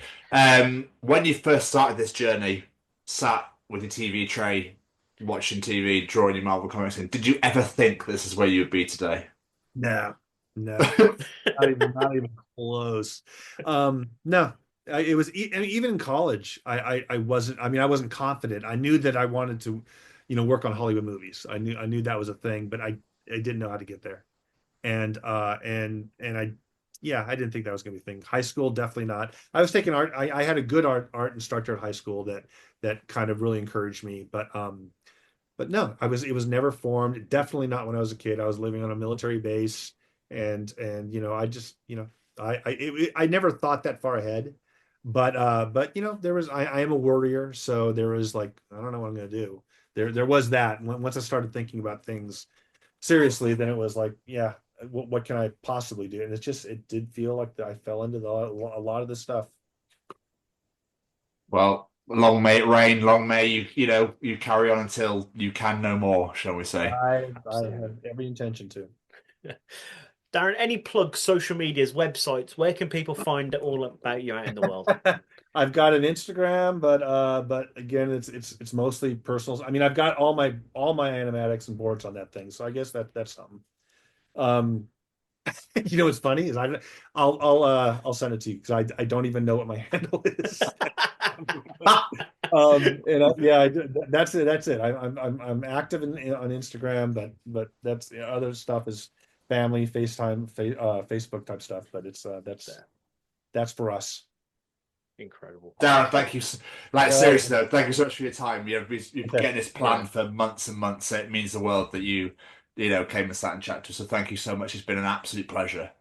Well, thank you so much for having me. Have the best rest of your day, my friend, and take care of yourself, and we'll speak soon. Thank you so much, sir. Cheers, fella. Thank Take you care so of much, yourself. Darren. See you later. Bye bye. Take care. Bye. Bye. Oh my God! Hello, everyone. What's going on? Yeah, it's been a while.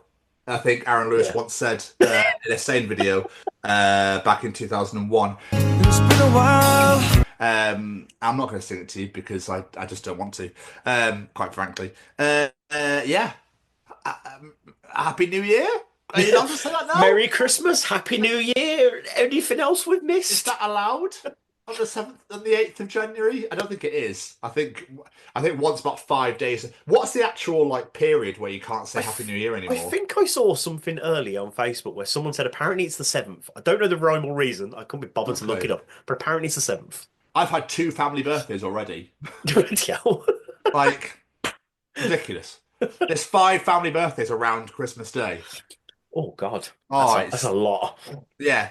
Literally, there's people that's in the streets go, "Scott, your spare change, love." That's my family during Christmas time. Pay for everyone's presents. Yeah. And there's an 18th. There's an 18th this time as well. So it was just brutal. It was just. I think it was the 21st as well. I think it was the 21st and 12th of December, and then there was an 18th on the 28th of December. Basically, we should probably explain for people that watch us regularly. We've been away for a while. Because I got into a bit of a situation housing-wise, and that has now been rectified, and I am now living in London. So one way to rectify it. It is one way to rectify it. I now live and work in London, in the capital, because dreams are being chased, shall we say? So yes. Back at the start of December, just literally, I think a day or two after the Ethan Lader interview was done, my whole life just came crumbling. That's a song as well. Came crumbling down. I can't remember what song that is. It sounds Three Doors Downy, but that sounds like Robert Downey Jr.'s son's band.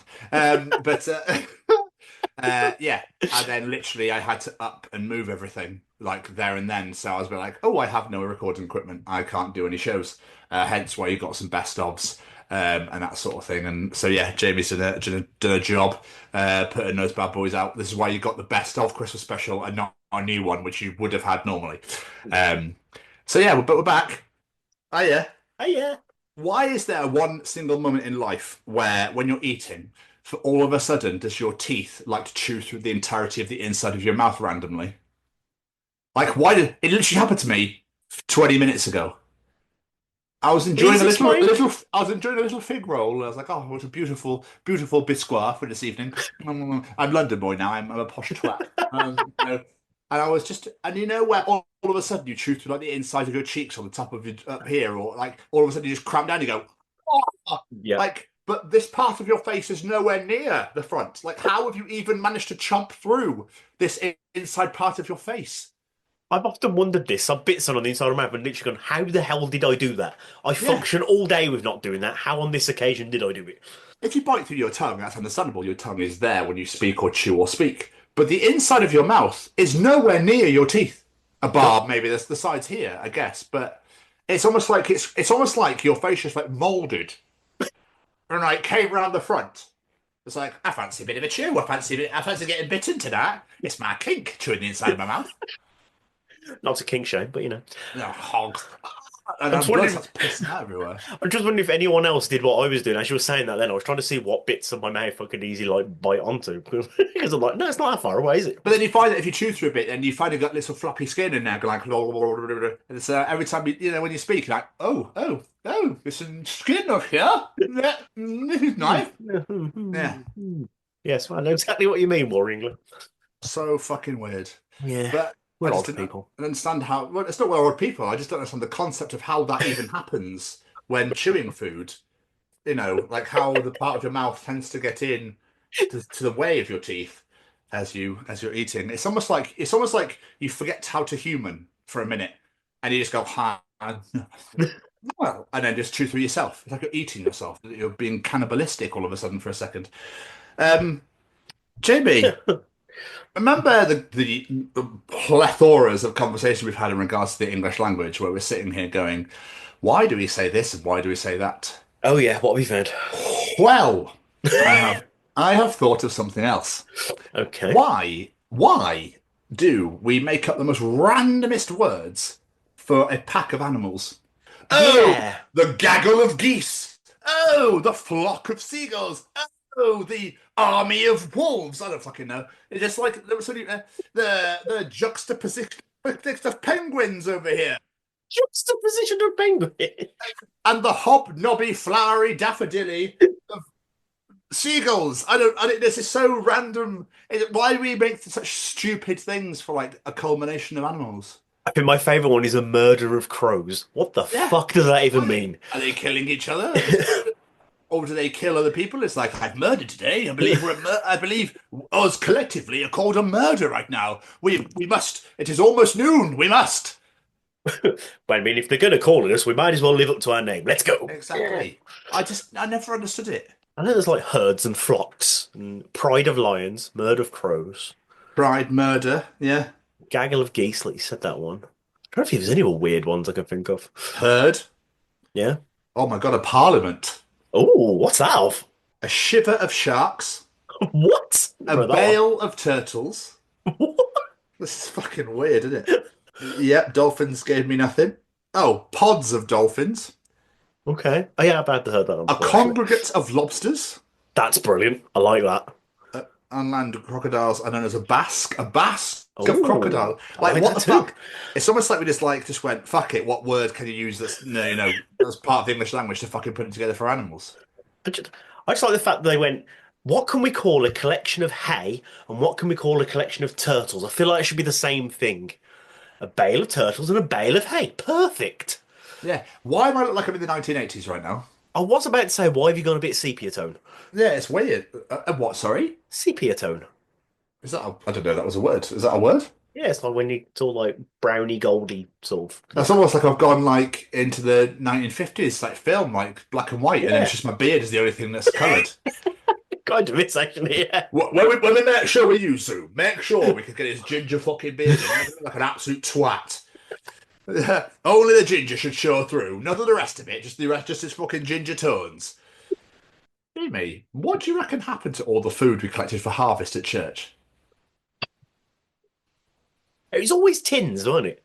Like, Do you reckon the priest is there going like, so I need to bring tinned vegetables. Has anyone got any? Yeah, beans. I'm getting my weekly Asda shop in here. Yeah, beans, tomatoes, perfect. Anyone got any eggs? It's such a weird. I don't remember. We had to be like, here's a Tesco's own sweet. Oh shit! That fucking brought that in for. Fucking disgusting. Who brought mandarins? Do you know what I mean? Like, what? Yeah, then, what then happened to that food? Because like, I don't understand why. I don't get it. I think they were supposed. Did they take them to food banks? But I sort of think of every school in Britain collecting foods at harvest. These food banks should be full for the rest of the fucking year. And then when you got to secondary school, don't give a shit. It's a really good point. Yeah, junior school, we're going to do this. We're going to collect all this. We're going to do all the pay money to go non-school uniform day. We're going to do all this stuff for charities. Senior school, fuck all. You'll concentrate on your studies, and that's it. No happiness. Oh, miss fucks that. Anyway, math, division, fractions. It's so weird, dude. I just remember that I used to take fucking cans to church for no reason. They still do it. We have to do it for Olivia. It's odd. It's at least if it goes to food banks, that's fucking amazing. I'm pretty certain it goes to food banks anyway. We didn't know what food banks were back when we were kids. No. So before the tourists took over and completely drained the whole society of money and made sure that they were rich as fuck and we had nothing. Yeah, pretty much. Like I said, that's what they do with it now. That might not have been the case when we were doing it when we were kids. It probably just was they're keeping it for themselves, yeah. Probably. Yeah. Oh, mate. They just love a bit of ambrosia every now and again. I love rice people that eat custard by itself. No, what are you doing? I mean, I do like custard on its own. That's an accompaniment. No, it's an accompaniment to something. You don't sit there and eat fucking tomato ketchup by itself, do you? This is very true. Dinner. Dinner, ketchup, dessert, custard, perfect. Liquid diet. Yeah, so fucking weird. But rice pudding, do you eat it cold or warm? Warm. Don't know why I said like that. I think warm. Warm. It's that again. The whole brain just went. I need to eat my own face. Warm. Might be the greatest answer to that question ever. Warm. Well, that happened to me then. I'll be honest, I like it cold. I knew that was coming. I do like it warm as well, but I do. Oh, you leave cold beans out of this. Love me some cold baked beans sandwich. There's so much wrong with you. It's insane. Oh, thanks, man. You've missed you. So welcome. Fucking hell. Cold. I think it's because I used to live in Germany. I think I've had to tell this story, and all of our food used to be cold, regardless of what it was. It's like, we don't warm food here. Nein, you eat it cold.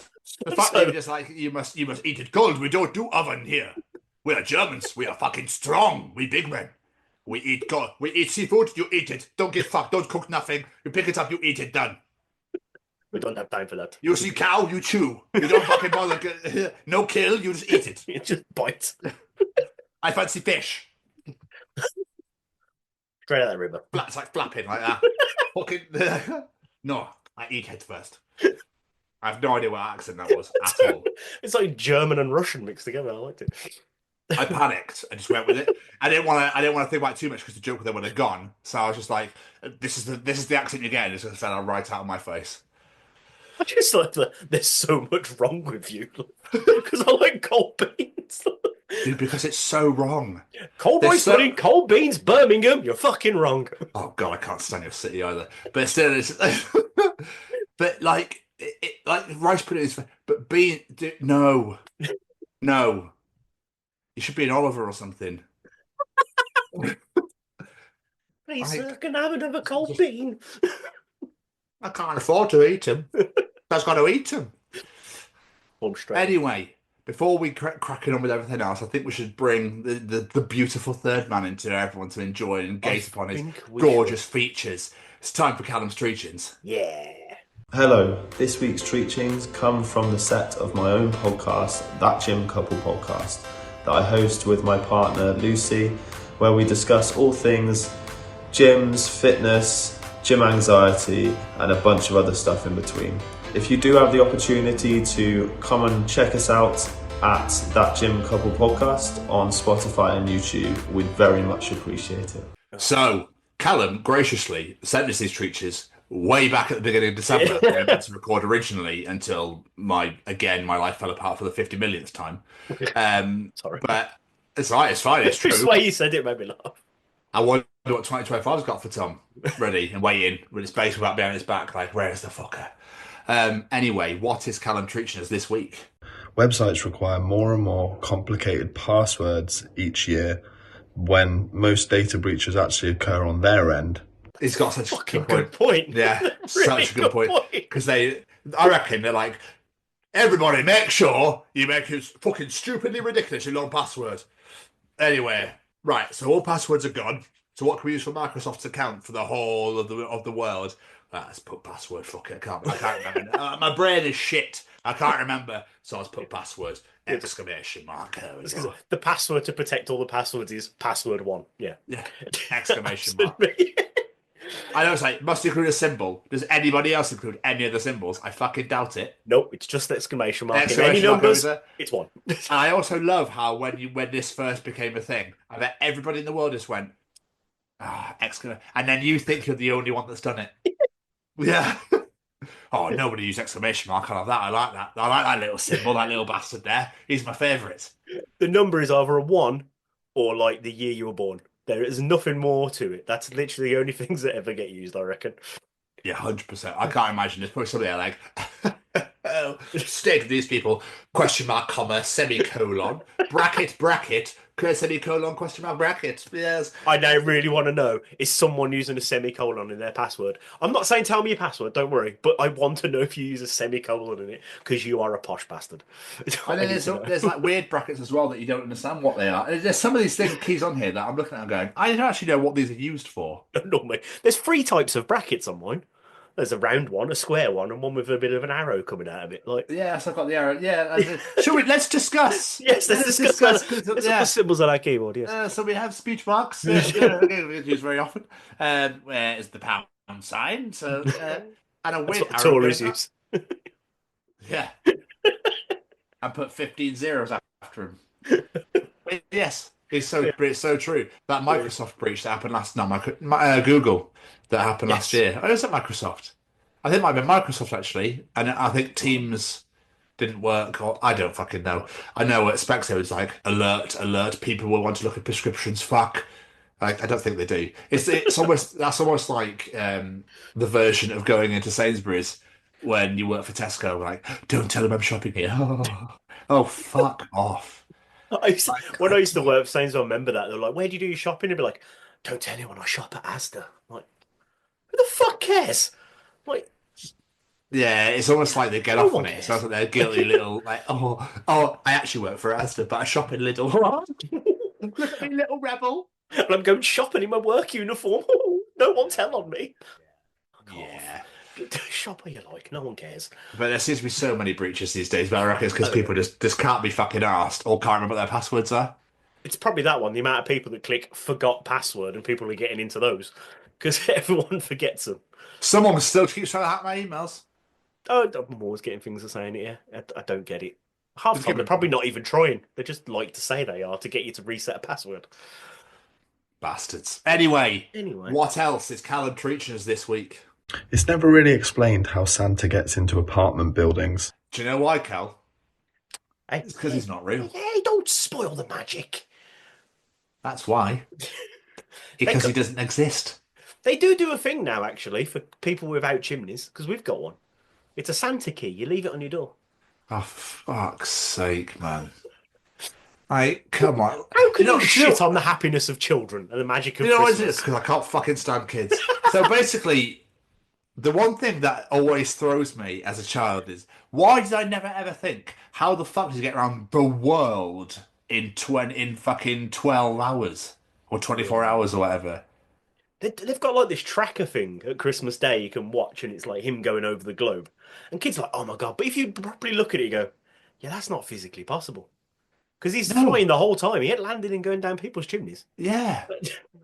And you just think, sure. And with technology now as well, surely surely people find out. You'd think so, wouldn't you? I'd think kids not believe a lot sooner and just don't want to ruin it for the parents that make all the effort. Do you reckon? I reckon so, yeah, Do definitely. you reckon Olivia knows?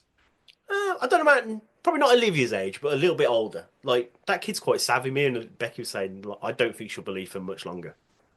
Give it a couple No? of years. No, I don't think she's way too savvy. She'll click on. I think I had to get told. I can't remember how old I was though. I know Dad sat in his lap. I was like, yeah. He's like, right, I've got something to tell you. I was like, what?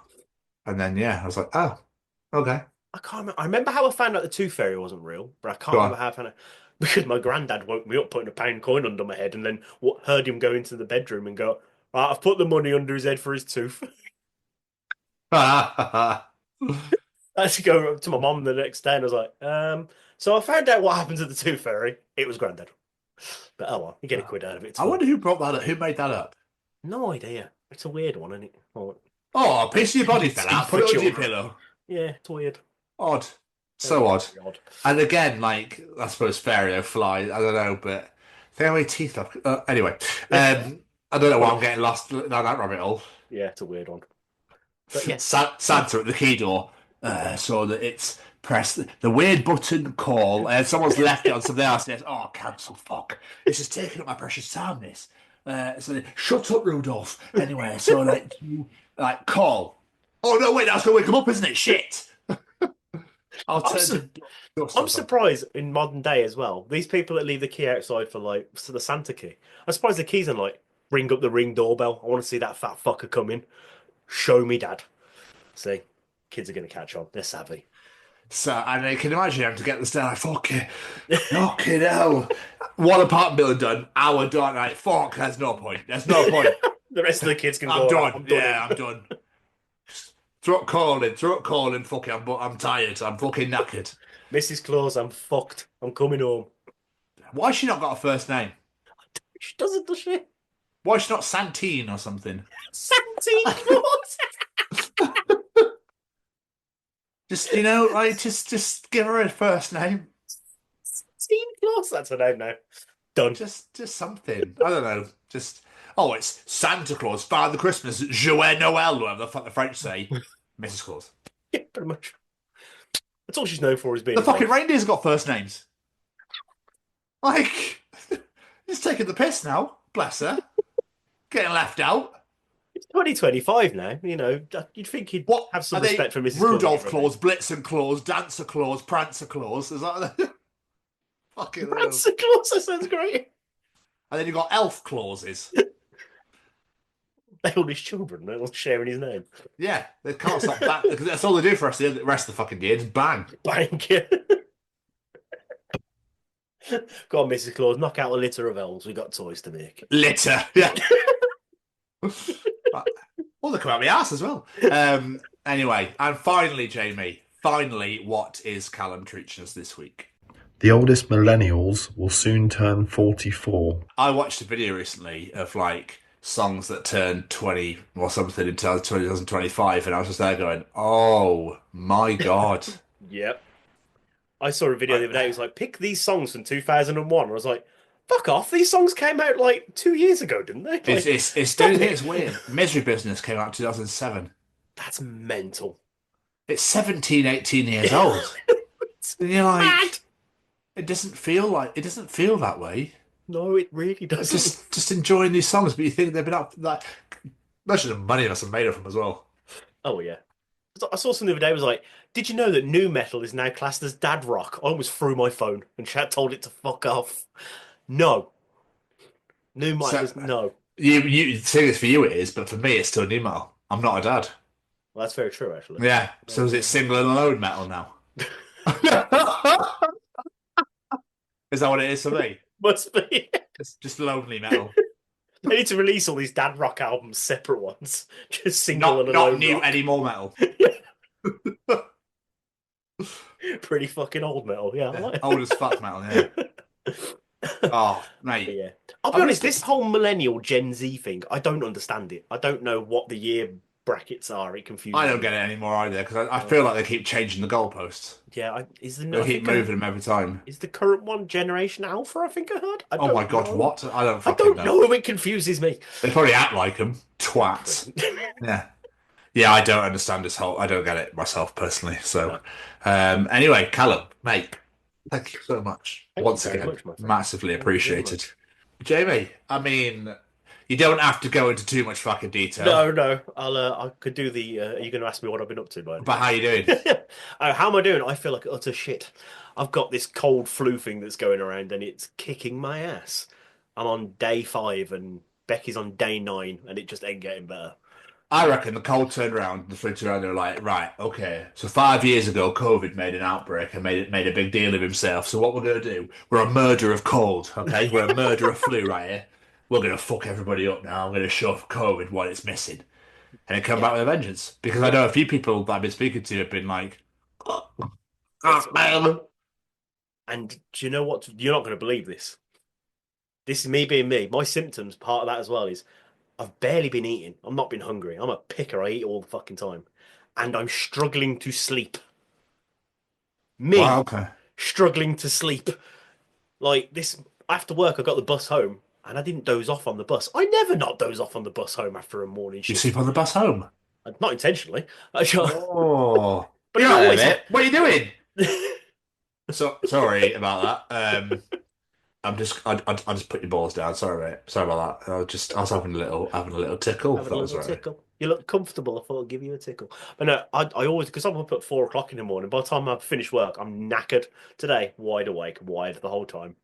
I'm not tired now. Welcome to Adult Life, Jim. Maybe you've grown up. I don't know. Maybe it's time. Oh, come on. Cold beans and cold rice pudding. I ain't grown up. Let's be honest. Were you going to say cold custard? I was going to say cold custard. I like that too as well. Oh, no. Okay, going back. Okay, you obviously like warm custard. What about, when you heat it and you get the skin on top? I don't do custard. No, don't do custard. Don't do custard at all. At all? Not even as a compliment? No, I'm a cream man. Oh, okay.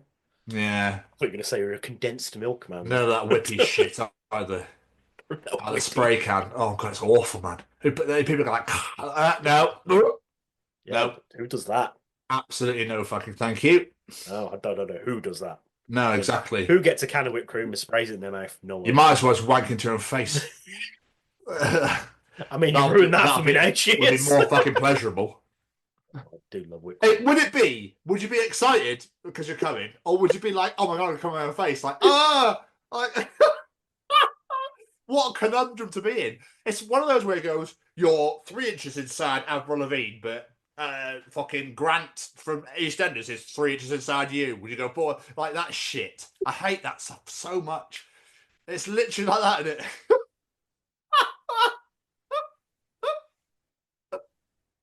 That before, but not with Avril Lavigne and Grant Mitchell.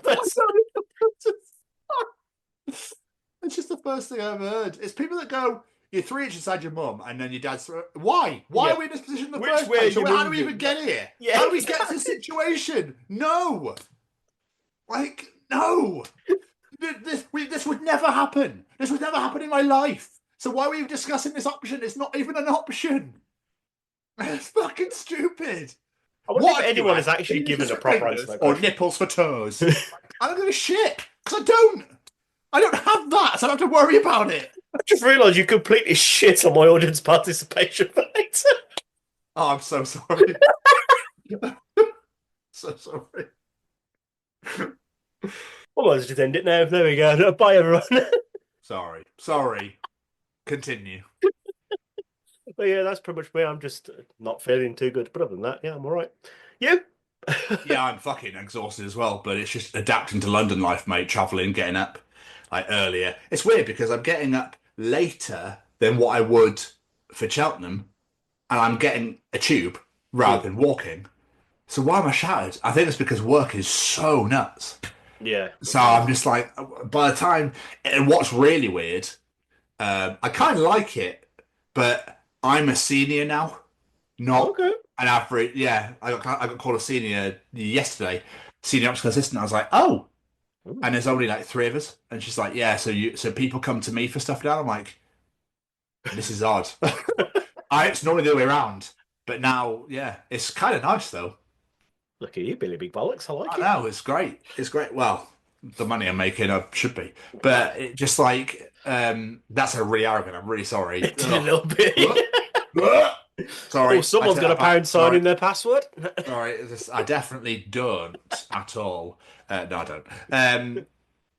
But I mean, like, I feel like I'm finally like my work. I'm finally earning my worth, as it were. Yeah, I know what you mean. But it's great. I love it. So, but yeah, man, I'm fine, and it's nice to get back to a routine of doing this again and to get into the swing, and hopefully people are enjoying it. Hello, everybody. Welcome to 2025. It's lovely to see you all here. Thank you for joining us for the Chronicles podcast. Hopefully you enjoyed Darrin earlier. I mean, fucking hell.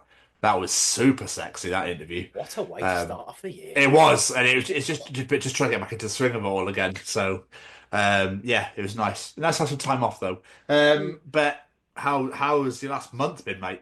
Yeah, it's been a bit busy, isn't it? It's been a lot going on, like in the world generally. But yeah, I had Lena's birthday since we've been off. That was good fun. I took her and her friends bowling. That was interesting. But yeah, good old Hollywood bowling in Cheltenham, because it's with a gaggle of children. It was me and Becky looking at Gaggle. See, there's Gaggle again. There's another one. But no, it was all right. It was just taking kids bowling. It is what it is, isn't it? It was all right. Lena enjoyed herself. She was happy with her birthday presents. I brought her tickets to go see WWE in Nottingham in March, so she's very happy. Well, I was a bit naughty because I didn't tell her what I basically, they went on sale just before her birthday, so I like made out like I wasn't able to do it. And she's been obsessed with. I don't know if you saw them. They were selling them Beetlejuice Fanta. Yes. Yeah, she absolutely fucking loves it. So I brought a crate of them as like a little jokey present. And I lifted it up. I was like, oh, I swear there's something else. I lifted it up and I sellotaped the thing to the bottom of it. And she was like, I was like, yes, did good. Yeah, that was good. And then obviously we had Christmas, which was lovely. I worked Christmas Day, which was a bit morning. Yeah, 2 years in a fucking row. But at least it was a morning this year, so I got to go to the in-laws afterwards, have dinner, do presents and all that sort of stuff. Bless Olivia. She was like, I don't want to open any presents. I want to wait for Daddy. So like, bless her. She actually like waited for me to get home before we opened any presents. That was good fun. New Year, I worked nights, so I got to bring in the new year at work. That was shit. And yeah, it's pretty much all I've been up to. Other than, obviously, the world of wrestling is a bit mental right now. WWE going onto Netflix. I didn't have the network anymore, so I have Netflix. So I've just been indulging watching loads of old pay-per-views. For some reason, I have all this WWE content in my hands, and I decided to start off with Invasion. Don't know why, but yeah, I decided to watch Invasion again. That pay-per-view's better than it gets credit for. I really enjoyed Invasion. I remember my brother went to so my brother used to be into wrestling massively, just as much as we are now. And my brother went to his mate's house to watch it, and they stayed up to watch it, and I didn't. So I was halfway through the pay-per-view, and then my brother rang me, and he was like, "Oh my God, I can't believe Stone Cold turned at the end." And I went, "Oh, you motherfucker." Have we just found the source of your spoiler hatred? Probably. Yeah, probably. Probably. Used to do I was a bit like, oh. I think I was on the main event. I think I was watching it at the time when he rang on the house phone. House phone, everybody. House phone, fucking hell. Yeah. And was like, oh my God, I'm like, blah, blah, blah. And then he spit out and I went, ah, thanks. Oh, what a thing to ruin as well, because no one saw that coming. Nope. Oh, but Jeff Hardy versus RVD. Fuck, that match is good still to this day. Yeah, I'm currently watching AEW at the moment, and I'm on Holiday Bash, and it's Will Ospreay versus Darby Allin. Like, I'm really excited for that. Ooh, so that was good. Yeah, I'm a few weeks behind. I haven't seen it yet. I'm a few weeks behind, so I'm still waiting to get to that point. But it's like 21st of December. It's about 3 weeks behind. Oh, speaking of wrestling, while we've been away, you remember before we talked about the mental versions of Kane that are out there in the independent wrestling circuit? Oh God, yeah. There's not a new one, don't worry. I found my new favourite indie wrestling gimmick. It's fucking brilliant. Have you heard of Stephen Flow? Yes. Who plays Even Flow as a Stephen? It's not Even Flow, it's Stephen Flow. It's just his name over and over again. Stephen Flow! Stephen Flow is on his way, yeah. I was like, this is genius. Comes out dressed like a member of Pearl Jam. I was like, that's just a great idea for a gimmick. I loved it so much. Yeah. Stephen Flo. Brilliant. Thanks for that, in case anybody didn't know what that sounded like. So I Yeah, I don't appreciate know. yeah. I wanted to sing it. All right? I like singing. But I'm pleased you had a good birthday. I'm pleased you had a shit to bring New Year in, Yeah. that sort of thing. But yeah, I don't have Netflix. It's kind of weird now not Oh, having the network anymore. So I'm a bit like, oh, so you're on the opposite then, because you had the network, and now yeah, I thought you had Netflix for some reason. no, Oh, I don't have typical. Netflix for fucking years. Oh, fair enough. What about you? What have you been up to in this Oh, many wow. months? I was going to say, let's get you going. So obviously I moved to London last week, after everything kind of came crashing down a little bit back at the start of December. So I didn't work Christmas Day. Um, what did I do? I woke up by myself. I woke up by myself and just made a coffee and then went to my sister's for about one. And then was back on my own again. It's got to that point in my life now where I'm like, I would kind of like to share this with somebody. Yeah, understandably. Yeah, because I don't have the magic I don't have any of that. So I was No. just like, oh, okay, well, let's get on with it. I haven't done anything. I saw Paul very briefly before I left. I saw Ollie and Pete and Martin before I left. Um, New Year, I sat on my bed right here in my new room, and just watched. No, I was watching wrestling, but I went to the front door to watch fireworks. But I live in between an RAF base and the MOD houses where the MOD live, and it's like Oh. I'm very safe here. So I'm fine. Well, It's a yeah. good thing. But it sounded like gunfire was going off for the amount of fireworks. It was insane. Fucking hell. Yeah, it was so loud, and I was like, "This is incredible." I was watching from my front door, like, this is kind of chill. Um, Started my new job at Specsavers in Ealing Broadway. That's been amazing. I'm so tired, but my God, it's great. Like people are amazing, managers are great. Like it's actually decent people. Good. So yeah, a lot of fun, a lot of fun.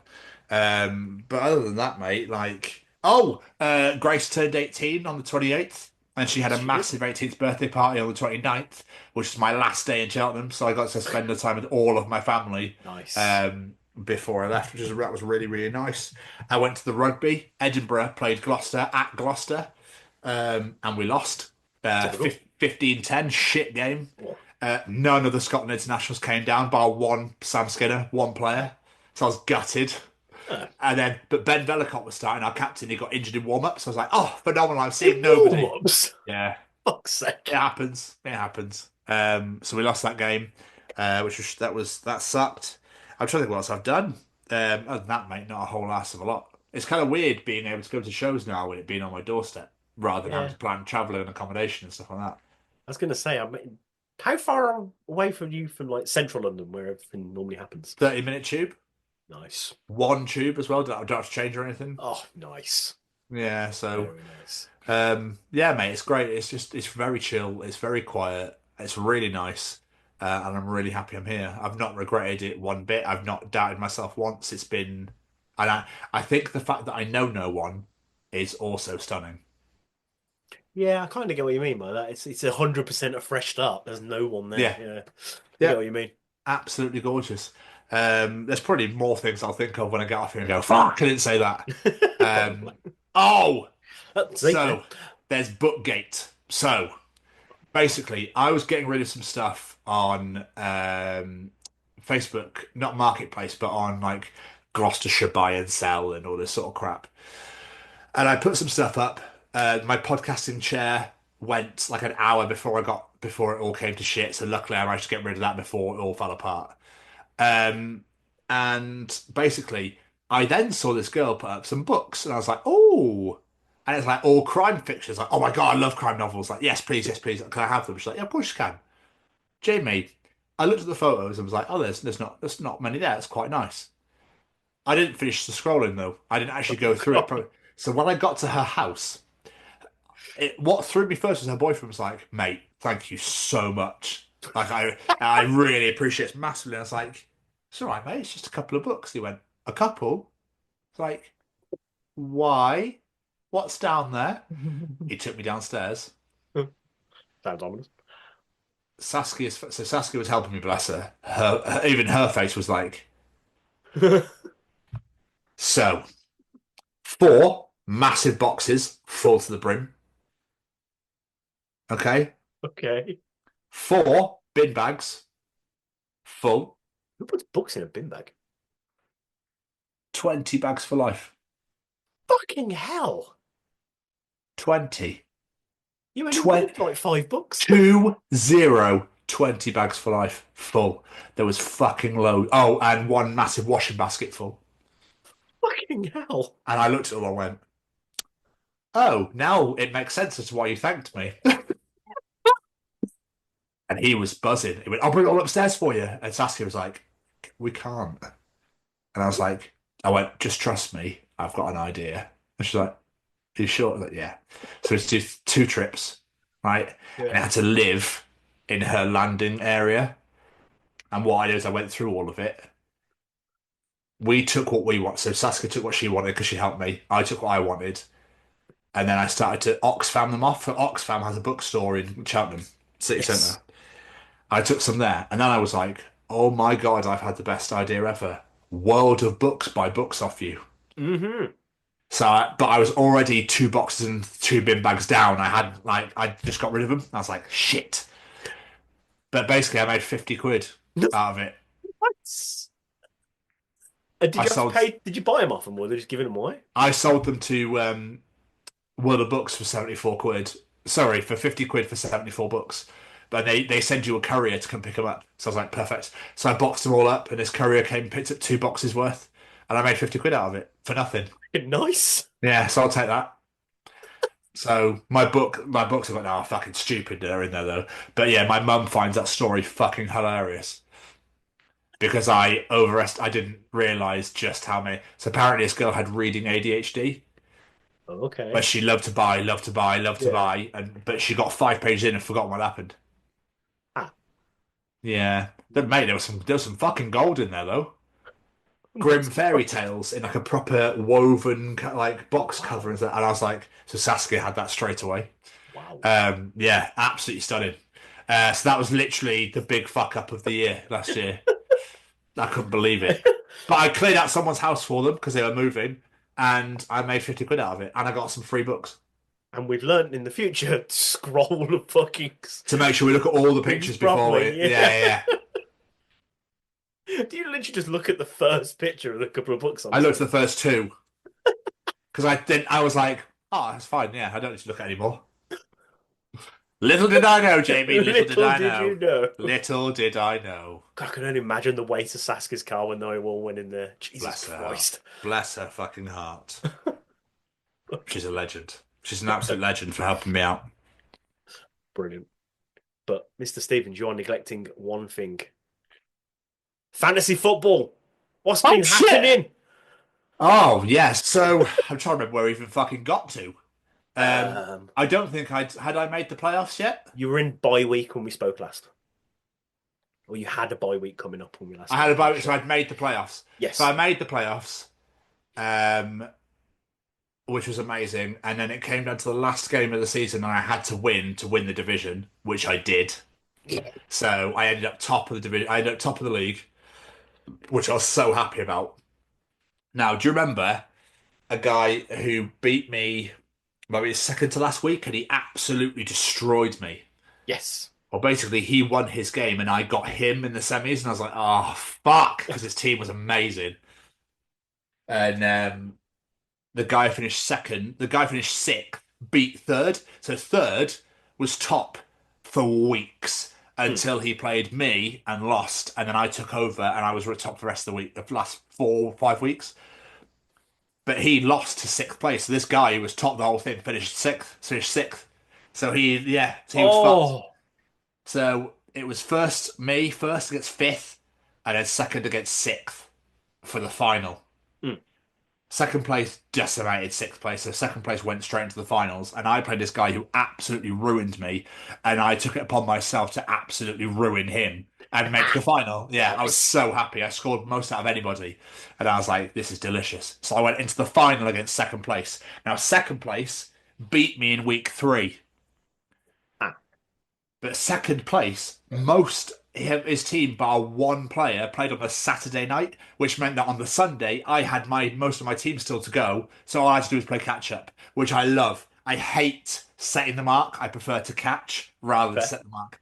He set the mark. Anyway, the Bengals played the Broncos on Saturday night for pretty much like for playoffs in the actual league. And he had the three best Bengals players. So I was like, as long as they can stay quiet, I'll be fine. No.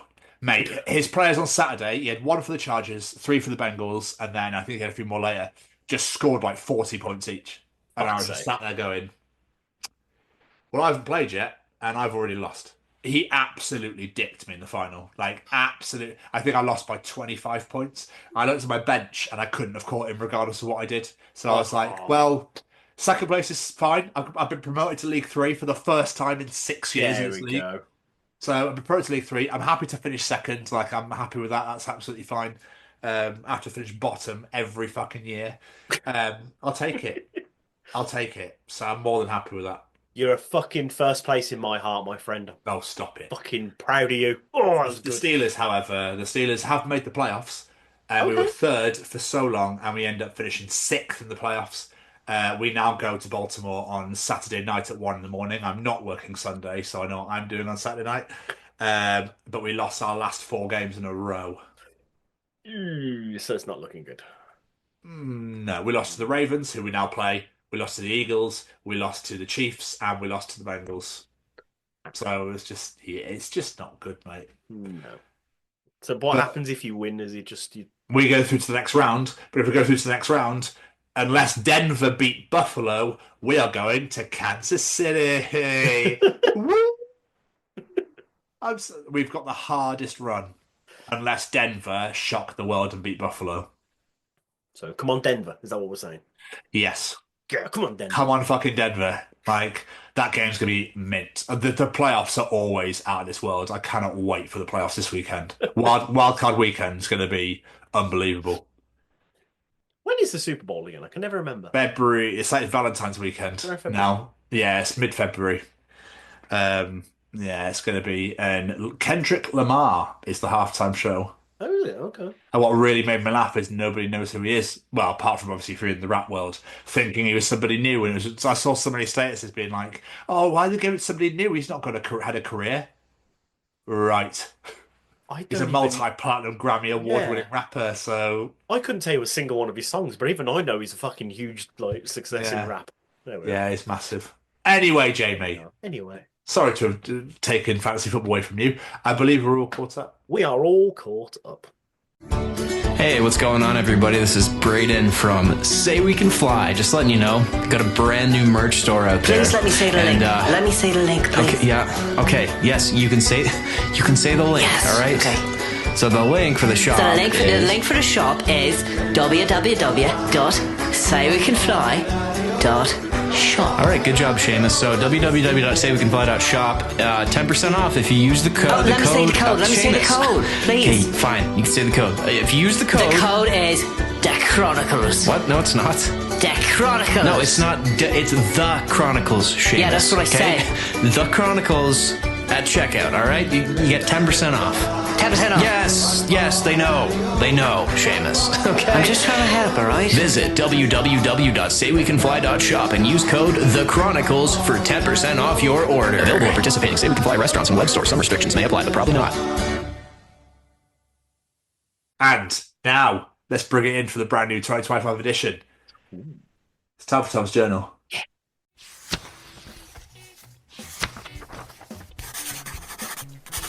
And welcome to another edition of Tom's Journal. Welcome to a brand new 2025 edition of Tom's Journal. I can't wait to bring in the new year with all this gold. Yeah, you should be, because Jamie, it's so nice that Voldemort actually waits until the end of school year to try and kill Harry. Despite his flaws, Voldemort really cares about Harry's education. You know, if you thought about it logically, go at the start of the school year before he's learnt anything and he's a shit wizard. You're just not a very good strategist, Voldemort. No. No one not lost. really. Yeah, exactly. Oh, Jamie, did you know that I cook meals for the homeless, for drug addicts, people with addictions, to gambling and alcohol and that sort of thing? Oh, cool. That's great charity work. No, it's Wetherspoons.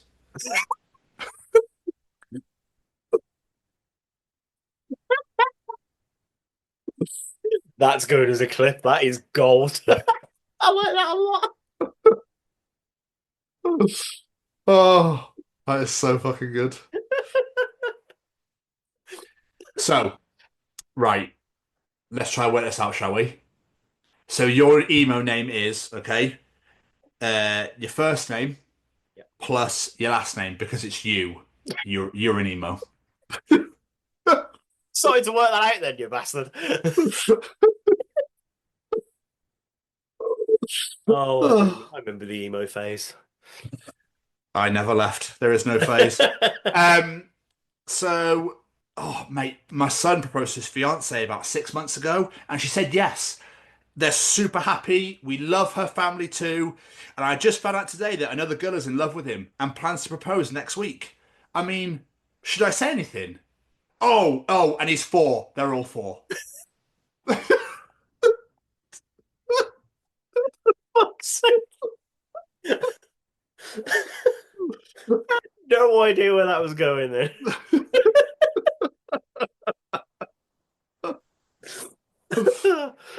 Oh god. That just reminded me when Lena said she was going to get married to someone on the moon. Really? Yeah. Oh, I mean, it's never been done. Yeah, it's very true. What is the dumbest way you have ever injured yourself? One time, I tried to fart while playing online poker really late while my girlfriend was asleep. About half of the fart came out before I realised more was on its way. I caught it before it was too late and jumped up and started to run to the bathroom. But I had headphones on and yanked my head to the left and pulled my tower over as I kicked 25-pound weight on the floor, broke my toe, and then shit all over myself.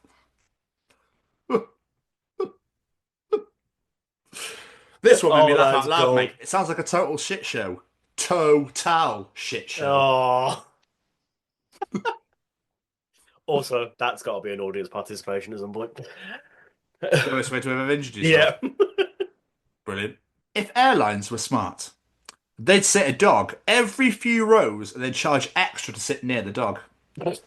Do I want to upgrade? Oh, no thank you. But do I want to upgrade? Yes, I do.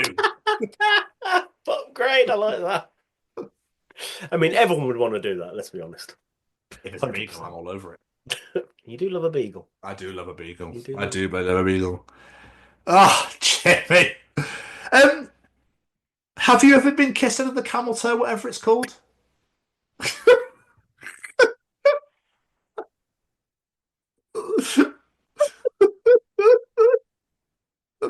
I'm pretty certain that's not what it's called.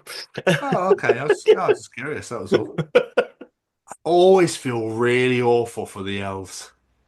You took the job 80 years ago to make some whimsical rocking horses, 4 party tops, and now you're soldering an iPad motherboard with your arthritic cinnamon scented hands. A brutal gig. I mean, it's such a good point. Yeah. It really, because all these elves are depicted making, like you say, rocking horses and all that shit. No kid wants that these days. Cinnamon scented hands. I don't know what's going on with my colour, but still. No. When someone says pub to me, it's basically the fucking human version saying walkies to a dog, isn't it?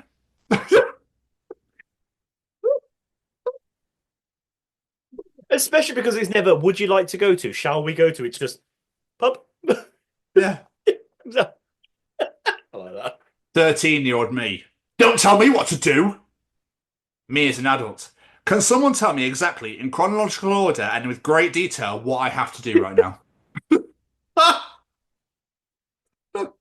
So true. Don't tell me what to do. What they say when you're older. I don't know what to do. Please tell me. Help. Nah. I can't make decisions. I'll give you a couple more. The little boy I babysit for on Friday nights just found out that I get paid for watching him. So he's locked himself in his room and will not talk to me. He thought I came over voluntarily to hang out. He's so hurt. Aww. Imagine that's actually quite true for some kids. It's like, oh, I was looking forward to spending time with you. Oh, no, you're doing it for the money. Yeah, you bastard. Good morning to absolutely everyone, except my partner, who at 2 a.m. mid-dream sat bolt upright in bed and terrifying shut in the dark. Will there be a buffet?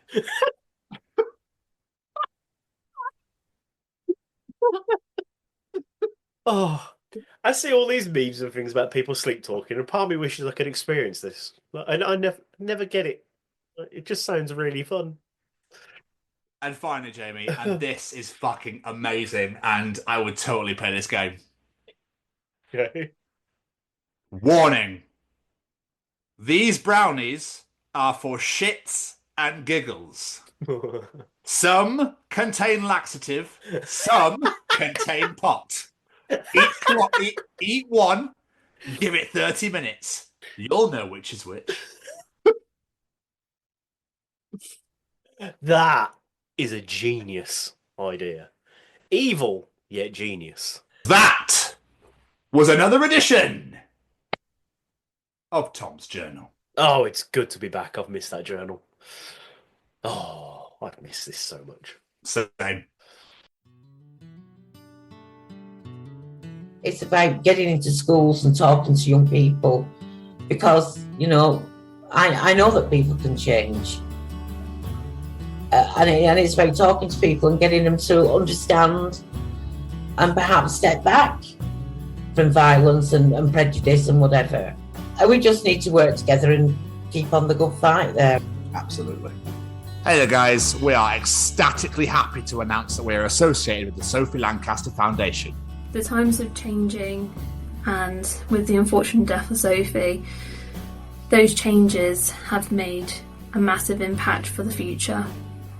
If Sophie was with us still today, I can guarantee what you are doing will still be reaching so many lives of young teenagers, young adults, and those who wish to be as different as possible. So thank you very much. To find out more about this incredible foundation and all the work they do, and more importantly, how you can help, head on over to www.sophielancasterfoundation.com.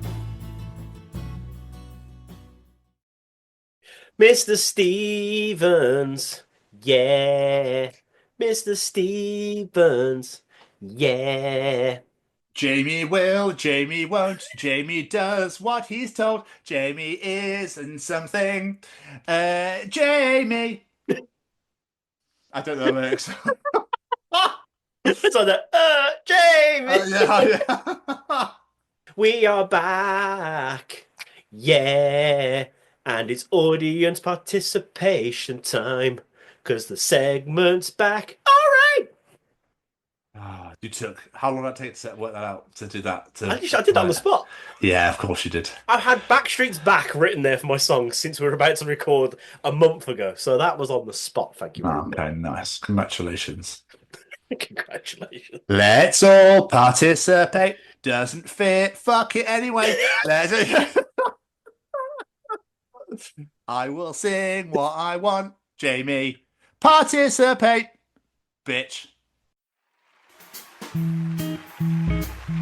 Ladies and gentlemen, it's time to participate in Jamie's participation challenge.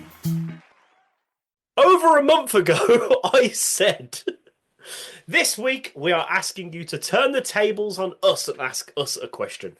So this week we are saying, give us your classic would you rather question. So I didn't get to ask you. I forgot about this. Yes, I don't get to say more about you, Mr. Stevens, because we're getting asked the questions. So, Saskia, we've talked about her, so now she's part of this. She says, I have two. So, would you rather there be no more movies / TV shows or no more music? No more TV shows, no more movies. Yeah, music stays for good. Yeah, I was going to say exactly the same. I'd have to keep music. I can entertain myself in other ways. I need music. Yeah. Absolutely. And would you rather have a fist made out of ham or your armpits produce sun cream? Apparently she got this one from Richard Herring's podcast. I'd rather have armpits that produce sun cream. Aren't you allergic to sun cream? I'm allergic to the sun. To the sun. My bad, yeah. So sun cream won't actually ever do anything to me. It doesn't protect me in any way, but it's there. Well, yeah, it's very true. Save some money, actually. As well. I don't want ham fists. Be a bit weird, wouldn't it? I know, if you're getting peckish. Actually, it says fist. They've only got one. You can still use one normal hand. No, I'm going to produce sun cream out my armpits. Yeah, I'll go with that. I'll go with that as well. Our good friend Matty Corn, he says, would you rather be a police officer or a firefighter? I always wanted to be a firefighter as a kid, so firefighter for me. So I struggled with this one. I couldn't think of what I'd rather do. Plus, I don't do confrontation. I walk away. So that will be a very good police officer, will I? Yep, well, I'm out of it. You breaking the law? Carry on, mate. It's fine. I'm not saying shit. And yeah, I think I'm going to go firefighter as well. Plus, it just seems a lot cooler, doesn't it? I'll be like, nothing to see here. Nothing to see here. There's a fire there. Go tackle it. I don't like confrontation. It can burn. It's fine. No, fire I do, but not fucking arresting people. Yeah, no. Plus, police officers just get nothing but abuse. Fuck that. Exactly. Hannah Hawkey, our good friend from Rockfit.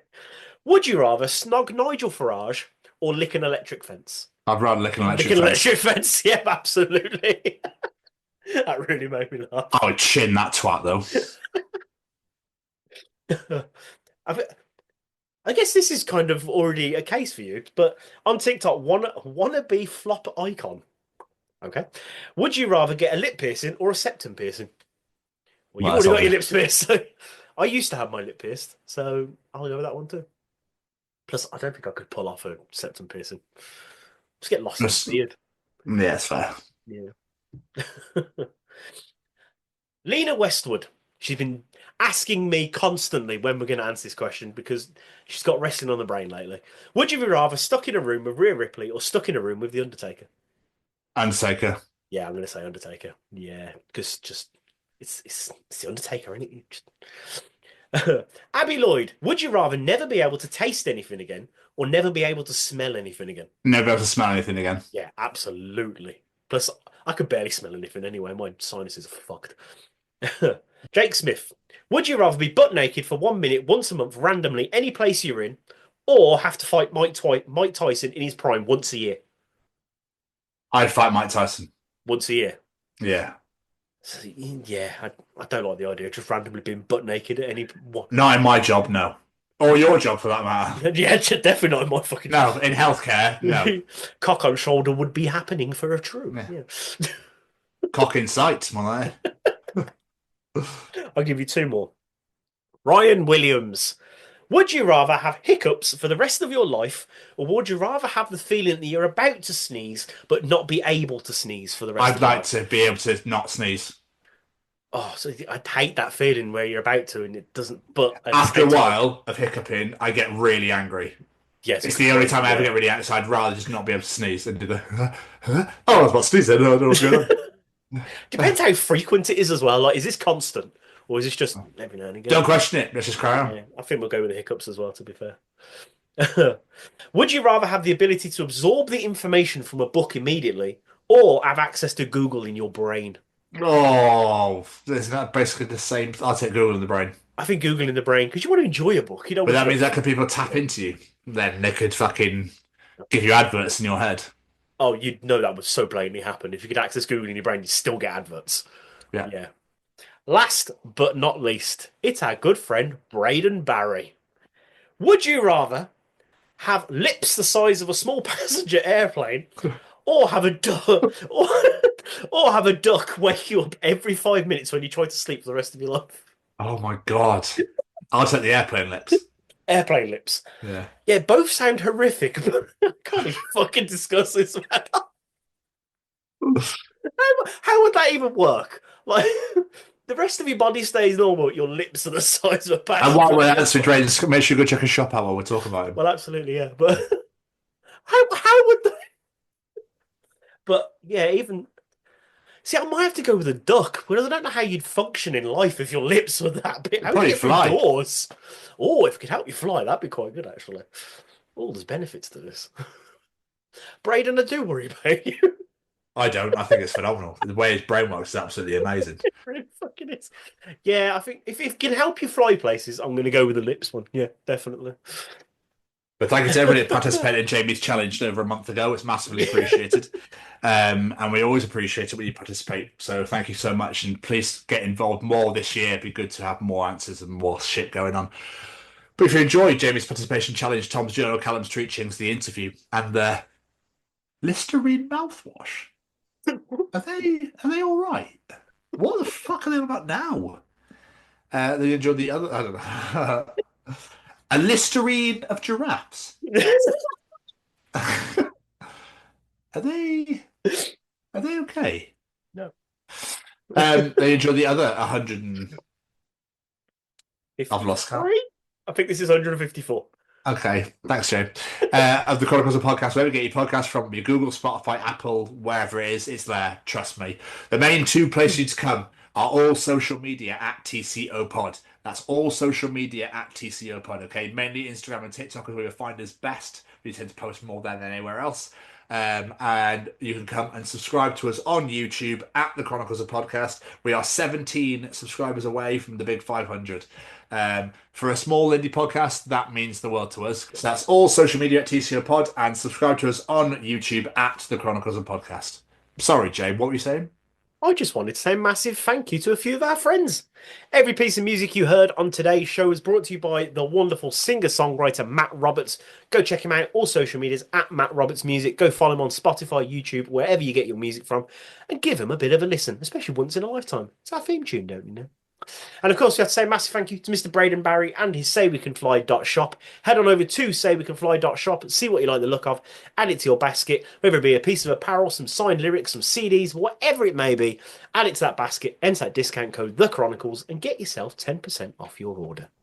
And of course, last but not least, we have to say a massive thank you to the Sophie Lancaster Foundation, because they are stamping out prejudice, hatred, and intolerance everywhere, and I mean everywhere. This is not a UK issue, it's a global issue where people of the alternative community are being treated differently simply because of the way they dress and the music they listen to. So help us, help them. Head on over to sophielancasterfoundation.com, familiarise yourself with that story and see what you can do to help.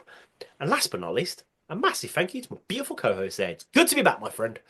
Yeah, we do enjoy. Thank you very much. So yes, thank you to absolutely everybody that listened to today, that watched today. Massive thank you to Darrin for being part of the show, for being the first guest of the brand new year. And another great edition in the bag, Jay. Another great edition indeed. As for this week, we're going to see you all next week for the Chronicles of Jesse Powell. Goodbye, everybody. Bye. Ta-ta. Ta-ta.